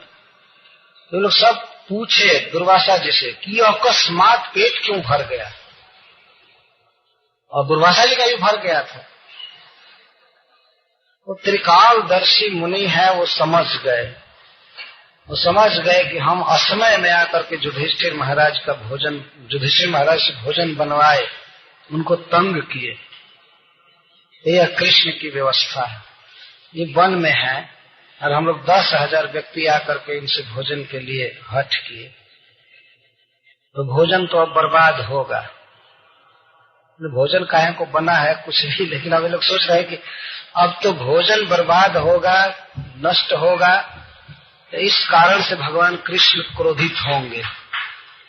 एक बार मैं अम्बरीश को इस तरह तंग करने के कारण चक्र से जलाया गया था, और फिर चक्र आएगा, 10,000 लोगों का भोजन जब फेंका जाएगा तो कृष्ण निश्चित क्रोधित होंगे। अब क्या करें? तो लोग पूछे जल्दी बताइए हम क्या करें। तो दुर्वासा जी ने कहा कि जिधर भी जिसको रास्ता मिले भाग जाओ यहाँ से, और एक दिशा में मत भागना, नहीं तो चक्र आकर खच खच खच खच काटना चालू करे। तो सब लोग भाग गए, कोई आकाश में उड़ा, कोई पाताल में धंसा, कोई इधर उधर, सब भाग। महाभारत में इसी तरह से बातें लिखी गई, सब भाग गए। भगवान इसके बाद युधिष्ठिर महाराज से कहे कि बुलाइए बुलाइए मुनि समाज को, लोग प्रसाद पाले। युधिष्ठिर महाराज कहे कि नहीं आ रहे हैं, ठीक है, आकर के करेंगे क्या, वो जला देंगे, हम लोग भस्म कर देंगे। भोजन देने पर उनको क्रोध होता है, आज नहीं दिया जाएगा तो क्या करेंगे। भगवान ने कहा नहीं नहीं, बुलाइए बुलाइए उनको, बुलाइए। महाराज युधिष्ठिर ने भीमसेन को भेजा कि जाइए बुला लाइए। भीमसेन गए तो वहां एक भी आदमी का पता नहीं, पट भींगा हुआ था, कपड़ा धोने का, नहाने का सब चिन्ह बना हुआ। तो वहां नित्य निवास करने वाले मुनियों से पूछे कि यहाँ साधु मंडली आई थी, तो बताए कि हाँ हाँ अभी तो स्नान करके सब लोग चले गए। कहाँ चले गए? तो पता नहीं, चारों दिशाओं में लोग उड़ रहे थे, जोग बल से चले गए इधर उधर, सब चले गए। बाद में भीमसेन ने कहा कि महाराज वो तो सब चले गए। युधिष्ठिर महाराज से कहे महाराज सब चले गए। तो भगवान श्री कृष्ण ने कहा कि आज आप लोगों के जीवन पर बहुत खतरा था, आज आप लोगों को मरना था। लोग आए थे, भोजन नहीं मिला होता तो वो शाप देते, और दुर्योधन के भेजे हुए वह आए थे। और उसी समय दुर्वासा जी ने दुर्योधन को शाप दिया कि दुष्ट, तुम वैष्णवों को सताने के लिए हमें भेजे थे, तुम्हारा सर्वनाश हो जाए। इस तरह शाप दुर्वासा जी ने शाप दे दिया वहीं। इस घटना की याद अर्जुन विरह के समय कर रहे हैं। 15वें अध्याय भागवत में लिखा गया है इस स्कंध। इस प्रकार भगवान ने वनवास के दुख से पांडवों की रक्षा किया, और मृधे मृधे अनेक महारथास्त्र, तो और युद्ध युद्ध में अनेक महारथियों के महान अस्त्रों से आपने रक्षा किया। और द्रोण्यस्त्र पश्चास्म हरे भी रक्षिता, और द्रोणी के अश्वत्थामा के ब्रह्मास्त्र से तो अभी रक्षा की। इस तरह हमेशा हम पर विपत्ति आई और हमेशा आपने रक्षा किया। इस संसार में आप देख सकते हैं कि किसी व्यक्ति पर यदि बहुत अधिक विपत्ति आने लगे बार बार, तो स्वजन उसके छोड़ देते हैं, कहते क्या करें, अब हम कितना साथ दें, है ना। कोई आदमी बहुत रोगी हो जाए तो दवा कराते कराते एक दिन माता पिता भी थक जाते हैं, कहते अब हम क्या करें, बल्कि वो मनाने लगते हैं कि अब मर जाता तो ठीक होता। वह बूढ़े लोगों के लिए तो लोग मनाने लगते हैं कि अब मर जाते तो अच्छा होता। और यह कहो कि तुम्हारा घर गंदा हो रहा है इसलिए अच्छा होता, कि तो कहते ना ये दुख में है, राम जी इनका सुन लेते तो अच्छा होता। जो मनाने लगते, स्नेह कम हो जाता। विपद पर विपद आवे तो यहाँ किसकी सामर्थ्य है विपत्ति से मुक्त करने की। लेकिन भगवान कृष्ण ऐसे है कि लाखों करोड़ों विपत्तियां आवे, आती रही, लेकिन वे उसी स्नेह से बचाते रहे। द्वारका जाने से पहले ब्रह्मास्त्र से रक्षा की, तो उसकी अंत में याद कर रही द्रोणी अस्त्रतः, द्रोणी के अस्त्र से अभिरक्षिता आस्म, आस्म माने अभवाम, हम हैं, सुरक्षित हैं। आज भी मैं अपने पुत्रों के साथ बिल्कुल सुरक्षित हूं, कोई कष्ट नहीं, आपके द्वारा रक्षित। इस तरह कुछ विपत्तियों का लिस्ट भगवान के सामने प्रस्तुत कर रहे हैं कि इस विपत्ति से आपने हमारी रक्षा किया। हे हरे, हे शरणागत का दुख हरने वाले, आपने हमारी रक्षा किया।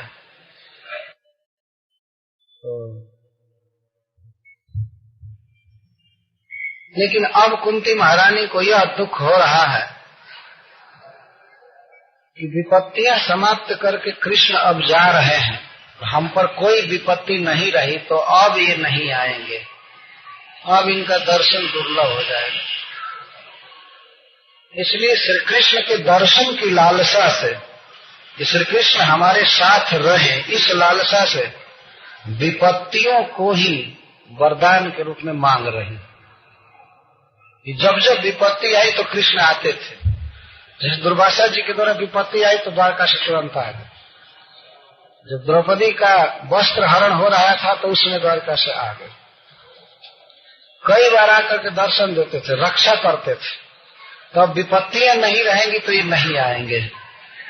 इसलिए कृष्ण के आगमन में, दर्शन में कारण विपत्तियां हैं, अतः विपत्तियों को वर के रूप में मांग रहे हैं। उनको विरह सता रहा है कि हाय अब कृष्ण नहीं आएंगे, क्योंकि हमारे सभी शत्रु मर गए। महाभारत युद्ध में दुर्योधन आदि सब समाप्त हो गए। यह सुन करके, यह सोच करके कष्ट हो रहा है कि अब कृष्ण नहीं आएंगे, तब विपत्ति मांगती है। विपदः सन्तु नः सस्व तत्र तत्र जगद्गुरो भवतो दर्शनम जत् स्यात् पुनर्भव दर्शनम। हे जगद्गुरु, सबके हितैषी आप हैं, सबके गुरु आप हैं। आप जानते हैं कि किस व्यक्ति का हित कैसे होगा। जो हित करता है उसको गुरु कहते हैं, और जगत का पूरा हित करने वाले भगवान है, इसलिए इनको जगत गुरु कहते हैं। गुरु का अर्थ केवल उपदेश करने वाला नहीं होता है, हित करने वाला। उपदेश हित योजना में एक काम है, उपदेश से हित होता है। तो कृष्ण जगत गुरु है। यदि किसी भक्त पर विपत्ति देते हैं तो इस तरह एक भक्त को शुद्ध करना चाहते हैं, उसका हित करने के लिए विपत्ति देते हैं। इसी भाव से कुंती महारानी कह रही कि तत्र तत्र, तत्र तत्र मतलब वहां वहां, हमारे जीवन के पग पग में, क्षण क्षण में विपत्तियां आती रहे, विपत्तियां रहें। ऐसा वरदान तो किसी ने नहीं मांगा था। विपदः सन्तु, विपदः बहुवचन में है, विपत्तियां रहें, संतु, विपत्तियां रहें। कब कब? साल में एक बार या 10 वर्ष पर एक बार, तत्र तत्र, प्रतिदिन पल पल पर विपत्तियां आती रहे। क्यों? कुंती महारानी कहती है क्योंकि जत भवतो दर्शनम स्यात्, कारण है कि उन विपत्तियों में, जत मैंने जासु, उन विपत्तियों में आपका दर्शन होता है। जब विपत्ति में ही आपका दर्शन होता है तो मुझको विपत्ति ही चाहिए। तो भगवान पूछते हैं कि मेरे दर्शन से क्या लाभ है? कुंती महारानी कहती है अपुनर्भव दर्शन। आपका जब दर्शन होता है तो संसार के दुख का दर्शन नहीं होता है, भाव दर्शन नहीं होता। भू धातु से भाव शब्द बना है। भू का अर्थ होता है होना, बारंबार होना। हम लोग इस समय इस शरीर में हैं, यह शरीर छोड़ेंगे, फिर दूसरे शरीर में होंगे, तो भूख प्यास बुढ़ापा रोग का दुख भोगेंगे, फिर मर जाएंगे, फिर दूसरे शरीर में होंगे।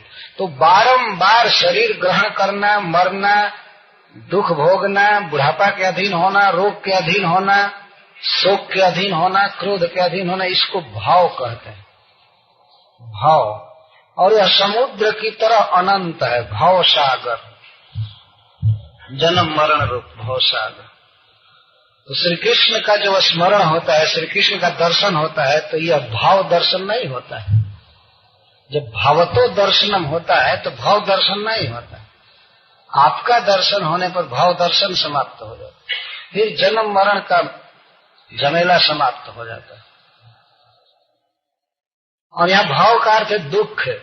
सबसे बड़ा दुख है कृष्ण की आप साथ में न रह, यही सबसे बड़ा दुख है। सबसे बड़ा सुख यही है कि आप साथ में रह। तो विपत्तियां नहीं है, सबसे भारी विपद है आपसे भेंट न होना।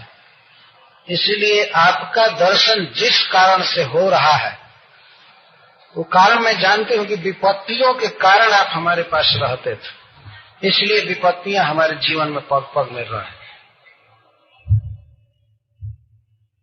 अब इनको शोक है कि अब तो हम लोग राजा हो गए, हमारा पुत्र राजा हो गया, हमारे सभी शत्रु मारे गए, तो हो सकता है कि हम संसार के आवेश में आकर कृष्ण को भूल जाएं।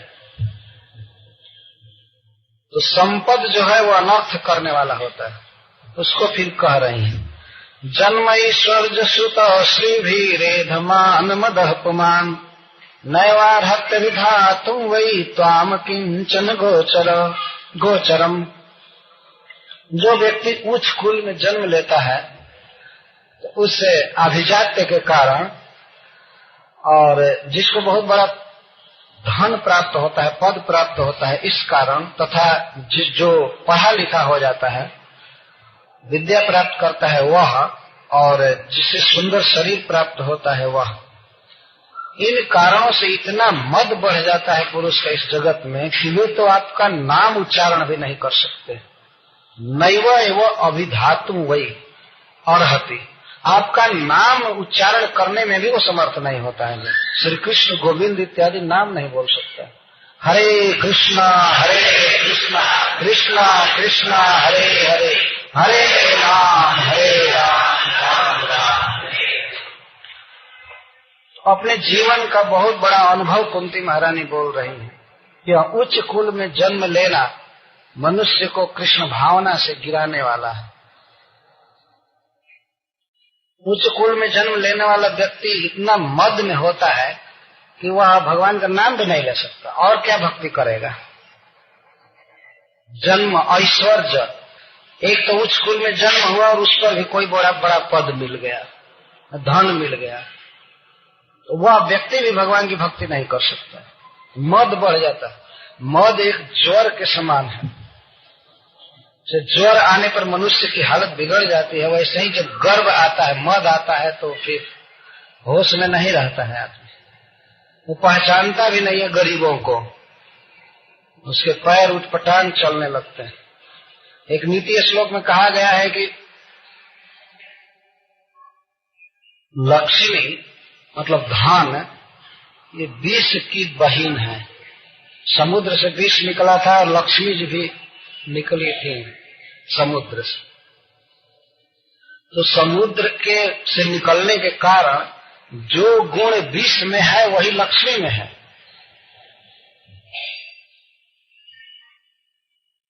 भाई बहन होने से तो विष खाएंगे तो अंग टेढ़ा हो जाएगा, बेहोश हो जाएंगे, मर जाएंगे।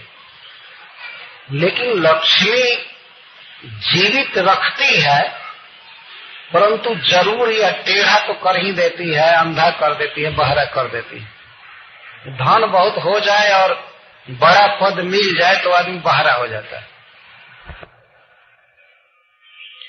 बहरा हो जाता है। और फोन करते रहिए, फोन तक नहीं उठाएगा, रख देगा, हटाओ फोन। मैं एक बार एक व्यक्ति के पास फोन किया था अमेरिका में, तो घंटी बज रही थी, कोई उठा नहीं रहा था। वही व्यक्ति एक बैठा था, बाद में पता चला, तो पता चला कि वो कभी फोन नहीं उठाता, उसका सेवक फोन उठाता। ये तो यहाँ भी है, सब बहुत बार बहरा हो जाता, सबकी बात नहीं सुनता। और उसके पास बैठी सरकार ये काम है, तो बहरा, वो बातचीत में व्यस्त रहता, वो सुनता है सब लेकिन जवाब नहीं देता। सरकारी काम करना है, एक एप्लीकेशन है, तो हो सकता है ऑफिस बंद करने का टाइम हो जाए, वो सुनता ही नहीं, बहरा हो जाता और अंधा हो जाता, देखता नहीं, उसकी चाल बदल जाती है। तो कवि कह रहा है कि वो तो विष की बहन है लक्ष्मी धन, जान से नहीं मारी यही काफी दया है उसकी। अंधा लंगड़ा करके छोड़ दिया तो कौन ज्यादा किया है ना, लक्ष्मी अंधा कर देती है। अब इस तरह से भी देखिए, कोई बहुत धनी आदमी बाहर के दुखी नहीं होंगे, इस भागवत में सुनने वाले बहुत धनी धनी लोग नहीं आए। उनको अपने काम से फुर्सत नहीं है, उनको अपने पद से फुर्सत नहीं है। मैं यह मैनेजर हूं, मैं ऑफिसर हूं, ऑफिसर मतलब ऑफिस में बैठने वाला, मैं ऑफिसर हूं, मैं ये हूं, मैं ये हूं। ये भागवत जो है, ये ऐसे जो लोग फालतू हैं उनके लिए, तो फालतू लोग आए हैं।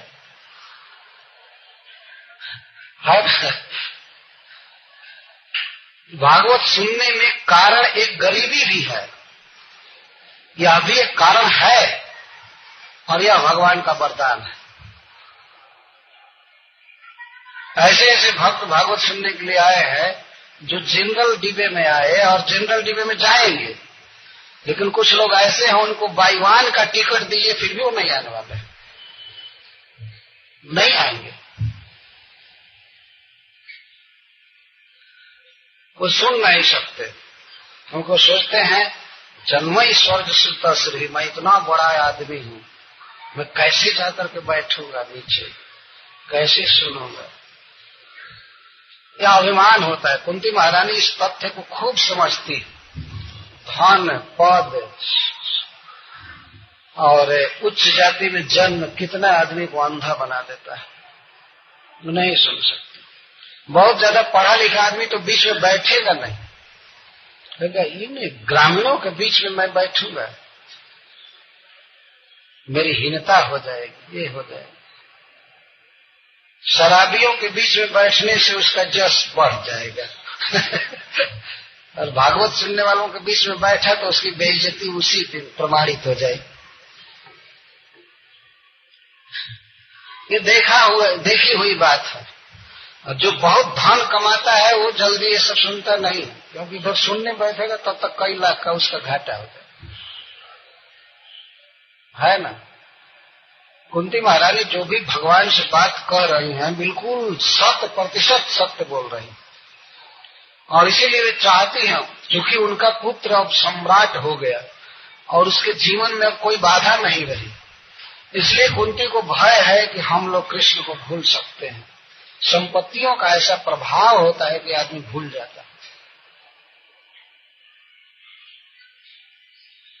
या कोई घर में बंद है, बहुत बड़ा आदमी, धनी आदमी, उच्च पद वाला, उसका दरवाजा खटखटाइए तो भीतर से आग जैसा क्रोधित होकर के निकलता है। क्या बात है,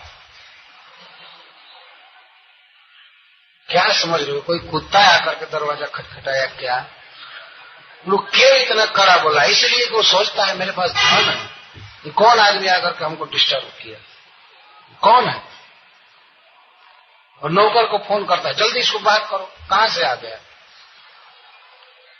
एक बार की सत्य घटना मैं सुना रहा हूं, दिल्ली की। भक्तों ने मेरा प्रोग्राम किया था एक जगह, एक अपार्टमेंट में प्रोग्राम किए थे और सब लोग अकस्मात चले गए वहां। मैं पीछे से गया तो उस दिन मैं वृंदावन से आया था। वृंदावन में मेरा चप्पल चोरी चला गया था, मैं चप्पल भी नहीं पहना था। और वृंदावन में सभी लोग जानते हैं कि वहां ये आयरन वायरन रोज होता नहीं है, कपड़ा दूसरे ढंग का रहता है। इधर आने पर तो रोज कपड़े को सजा दी जाती है, ये आयरन और धोना सब। तो वहां सब भक्त गए थे, पहले चले गए थे। प्रोग्राम मेरा था, वो लोग कीर्तन जाकर चालू कर दिए थे, महाराज जी आएंगे, महाराज जी आएंगे। और महाराज जी तो महारंक के रूप में जा रहे थे।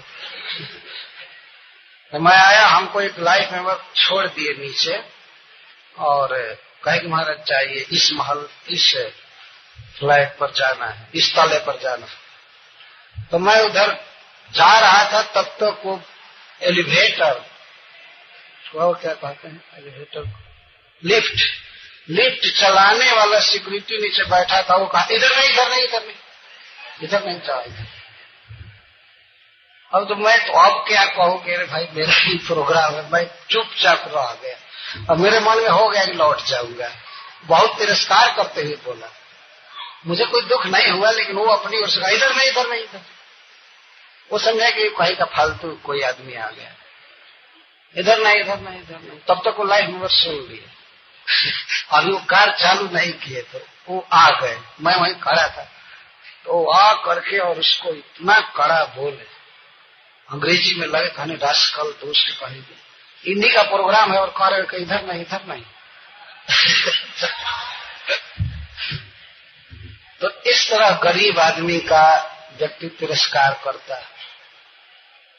और वो बेचारा समझा उसका दोष नहीं था, वो समझा कि ये दिल्ली स्कान से आए हुए इतने अच्छे अच्छे कपड़े पहने हुए सब भक्त हैं और ये कहीं का भिखमंगा होगा, कहीं से आ गया है। मैं वृंदावन से डायरेक्ट आया था। अंत में वो मुझसे आकर के क्षमा मांगने लगा, कथा में भी बैठा था। कथा के बाद तब वो और अधिक क्षमा मांगने लगा। जो कुछ भी हो, इस तरह से ये धन संपत्ति का नशा होता है। वहां तो उसके पास धन संपत्ति भी नहीं थी, लेकिन अन्य लोगों से तुलना करके इस तरह से वो किया। जो व्यक्ति एसी में बैठ करके जाता है, वायुयान से जाता है, वह व्यक्ति कभी भी क्या गरीबों के दुख को समझ पाता है? जनरल कंपार्टमेंट में लोग कैसे जाते हैं, नहीं समझ पाता है, नहीं समझ पाएगा। लेकिन जब उसी आदमी को उस स्थिति में डाला जाता है, तब उसकी आंखें खुलती हैं कि और लोग भी दुख भोग रहे हैं, देख रहे हैं। एक सम्राट की माता कुंती कह रही है कि ये सब जो वस्तुएं हैं वो आदमी को अंधा कर देती है, इसलिए हमें ये नहीं चाहिए। हमें विपत्ति दीजिए, विपत्ति दीजिए जिससे आप में मन लगा रहे, हमेशा रोता रहे मन और आपको पुकारे। विपत्ति में जो पुकार निकलती है भगवान के प्रति, वो संपत्ति में वास्तव में नहीं निकलती। जब किसी पर बहुत भारी विपद पड़ जाती है तो उस समय जो पुकार निकलती है हृदय से, हे कृष्ण अब आपके अलावा मेरा कोई नहीं है, अब आप हमारी रक्षा कीजिए, तो वो उस पुकार में बहुत शक्ति होती है। भगवान बहुत जल्दी आ जाते हैं, सुन लेते हैं। और ऐसे सारी सुविधा है, सब कुछ है, किसी बात की कमी नहीं है। हरे कृष्ण कर रहे हैं, घूम रहे हैं, तकिया लगाए बैठे हैं, हरे कृष्ण। इस भक्ति से भगवान मिलने वाले नहीं। 2-4 लाख बैंक में भी है, करोड़ बैंक में भी है, और खूब पता चला बहुत बड़े भक्त हो गए थे, महाप्रीचर हो गए। कभी पुकारा क्या भगवान को रोते हुए हृदय से? कभी ऐसा एहसास हुआ कृष्ण के अलावा मेरा कोई नहीं है? नहीं, वह तो विपत्ति में ही अनुभव होता है।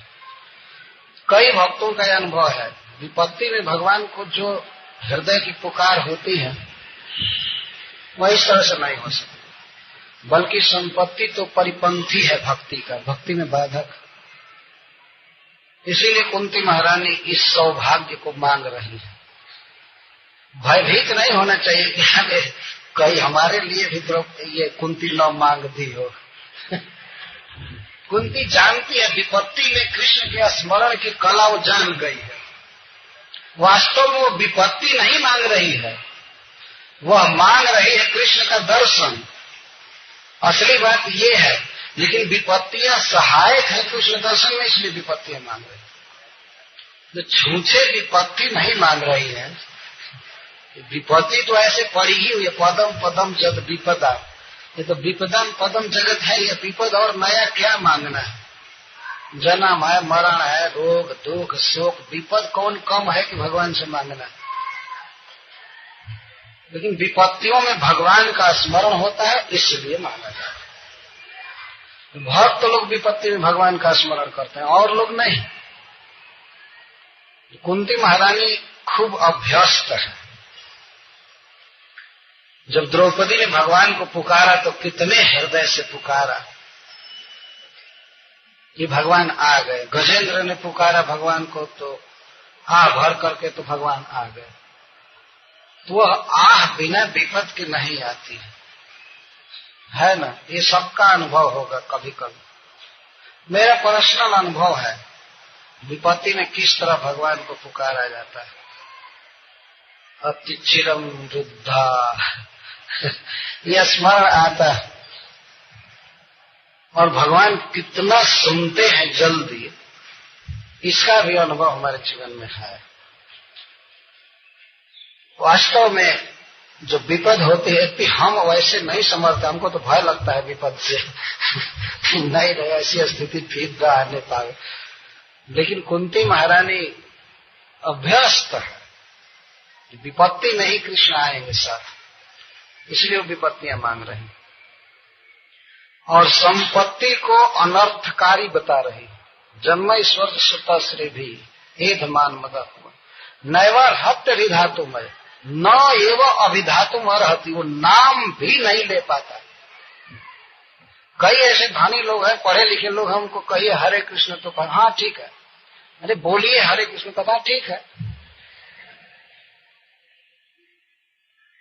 ठीक। एक बार दिल्ली में मैं था, लाइफ मेंबर बनाने गया तो एक जगह जा करके दरवाजे पर घंटी बजाया। हमारे साथ गया हुआ भक्त इलेक्ट्रिक बेल। तो एक औरत आई, पूछी क्या बात है, हरे कृष्ण वाले हो? बंद कर दिया दरवाजा। तो मैं तो पड़ गया, अब इसको तो मेंबर बना करके ही जाना है चाहे कुछ भी। तो हम फिर घंटी बजाए, तो फिर वो औरत आई, उसका पति भीतर था। अब क्यों घंटी बजाए?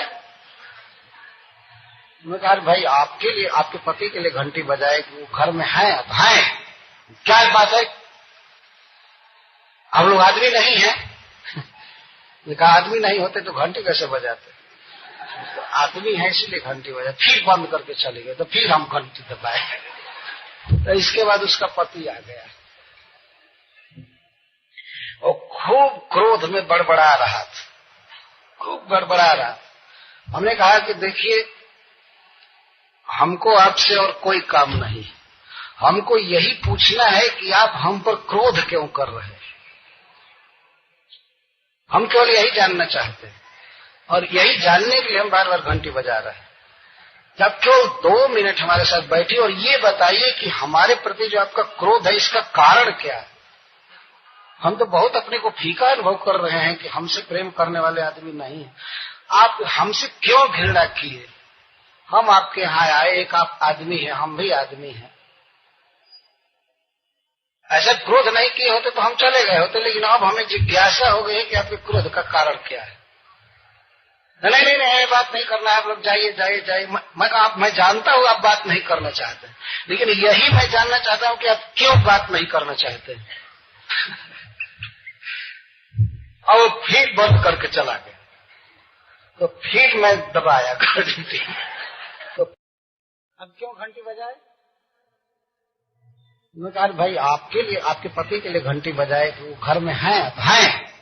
क्या बात है, हम लोग आदमी नहीं है। देखा आदमी नहीं होते तो घंटी कैसे बजाते? तो आदमी है इसलिए घंटी बजाए। फिर बंद करके चले गए, तो फिर हम घंटी दबाए। तो इसके बाद उसका पति आ गया और खूब क्रोध में बड़बड़ा रहा था, खूब बड़बड़ा रहा। हमने कहा कि देखिए, हमको आपसे और कोई काम नहीं, हमको यही पूछना है कि आप हम पर क्रोध क्यों कर रहे हैं। हम केवल यही जानना चाहते हैं, और यही जानने के लिए हम बार बार घंटी बजा रहे हैं। आप क्यों 2 मिनट हमारे साथ बैठिए और ये बताइए कि हमारे प्रति जो आपका क्रोध है, इसका कारण क्या है। हम तो बहुत अपने को फीका अनुभव कर रहे हैं कि हमसे प्रेम करने वाले आदमी नहीं है। आप हमसे क्यों घृणा किए? हम आपके यहाँ आए, एक आप आदमी हैं, हम भी आदमी हैं। ऐसा क्रोध नहीं किए होते तो हम चले गए होते, लेकिन अब हमें जिज्ञासा हो गई है कि आपके क्रोध का कारण क्या है। नहीं, बात नहीं करना है, आप लोग जाइए जाइए जाइए। मैं कहा, मैं जानता हूँ आप बात नहीं करना चाहते, लेकिन यही मैं जानना चाहता हूँ कि आप क्यों बात नहीं करना चाहते हैं। और वो फिर बंद करके चला गया। तो फिर मैं दबाया घंटी। इसके बाद फिर बड़बड़ाता हुआ आया और मैं बार बार शांति पूर्वक कह रहा था। तो मेरे मन में तो था लाइन नर बनाने की वास्ते, तो मैं कह रहा था कि आप क्यों नहीं बात करना चाहते, केवल यही बता दीजिए, चाहे यहाँ खड़े होकर के चाहे भीतर। तो कहता ठीक है चलिए भीतर। तो अब हम लोग आश्वस्त हुए, ठीक है अब तो ये बनेंगे ही। तो भीतर गए, बातचीत करने लगे। मैं कहा कि हम लोग रोज घूमते हैं इस तरह से, लेकिन प्रथम बार आप जैसे व्यक्ति मिले। हम अपने दोष तो इसलिए नहीं करते हैं, लेकिन आप हमें कौन दोष देखे, कृपया बताइए कि आप हमसे इस तरह क्रोध से बोले।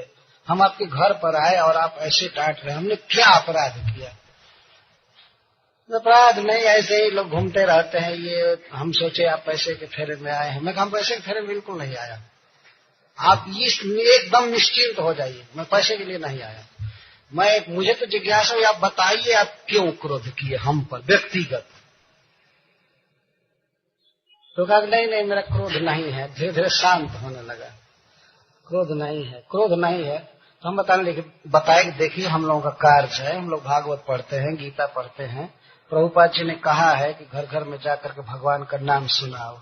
तो हम तो आए थे आपको भगवान का नाम सुनाने के लिए, कुछ बात कहने के लिए, और आप इसी पर क्रोधित हो गए। हमने क्या अपराध किया था आपका? कुछ आपके साथ मुकदमा चल रहा है, क्या हो रहा? हमने क्या किया था कि आप इतना क्रोधित हो गए? नहीं क्रोधित नहीं, कुछ नहीं, ठीक है मेरा दिमाग काम नहीं किया। अच्छा आप खाएंगे पिएंगे? तो पानी आया, इसके बाद फल काट करके आया, इस बात कहे कि स्वामी क्षमा कीजिए, आपकी मैं क्या सेवा करूं? मैं कहा कुछ भी नहीं।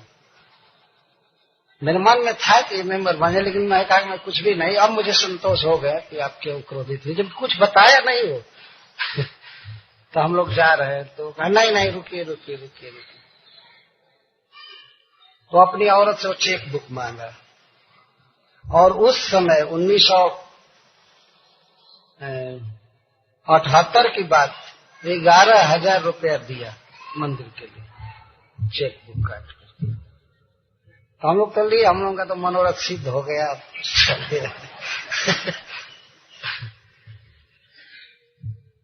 अब भी जब मैं दिल्ली जाता हूँ, भेंट होती है तो बहुत हंसते हैं। अब तो वो मंदिर के भक्त हो गए, गोपाल कृष्ण महाराज के दीक्षित शिष्य भी हैं, और वो ठीक हो गए।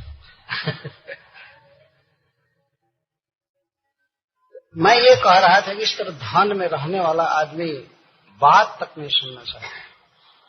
नहीं बस बंद करो, बात मत करो।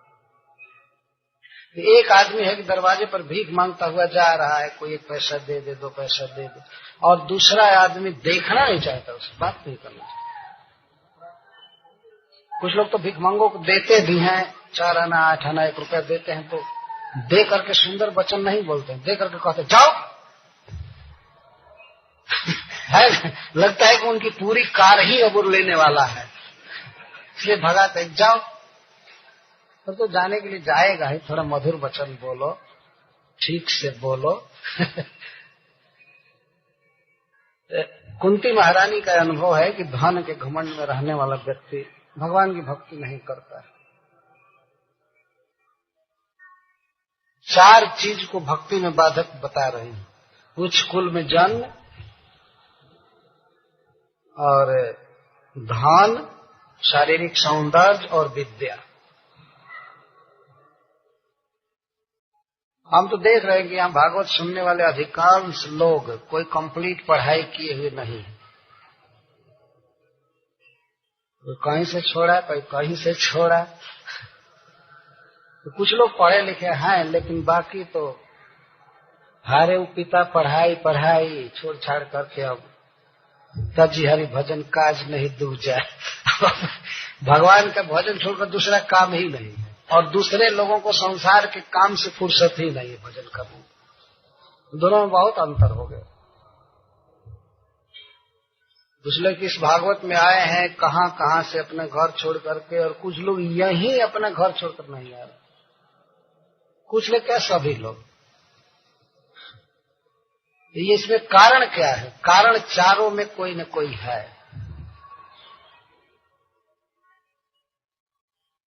धन कमाने के लिए अपनी दुकान में खड़े हैं तो ऐसे थोड़े है तो मर रहे हैं। 2 दिन दुकान बंद कर देंगे तो धन नहीं रहेगा। ज्यादा धन है इसलिए धन हानि नहीं सही जाती।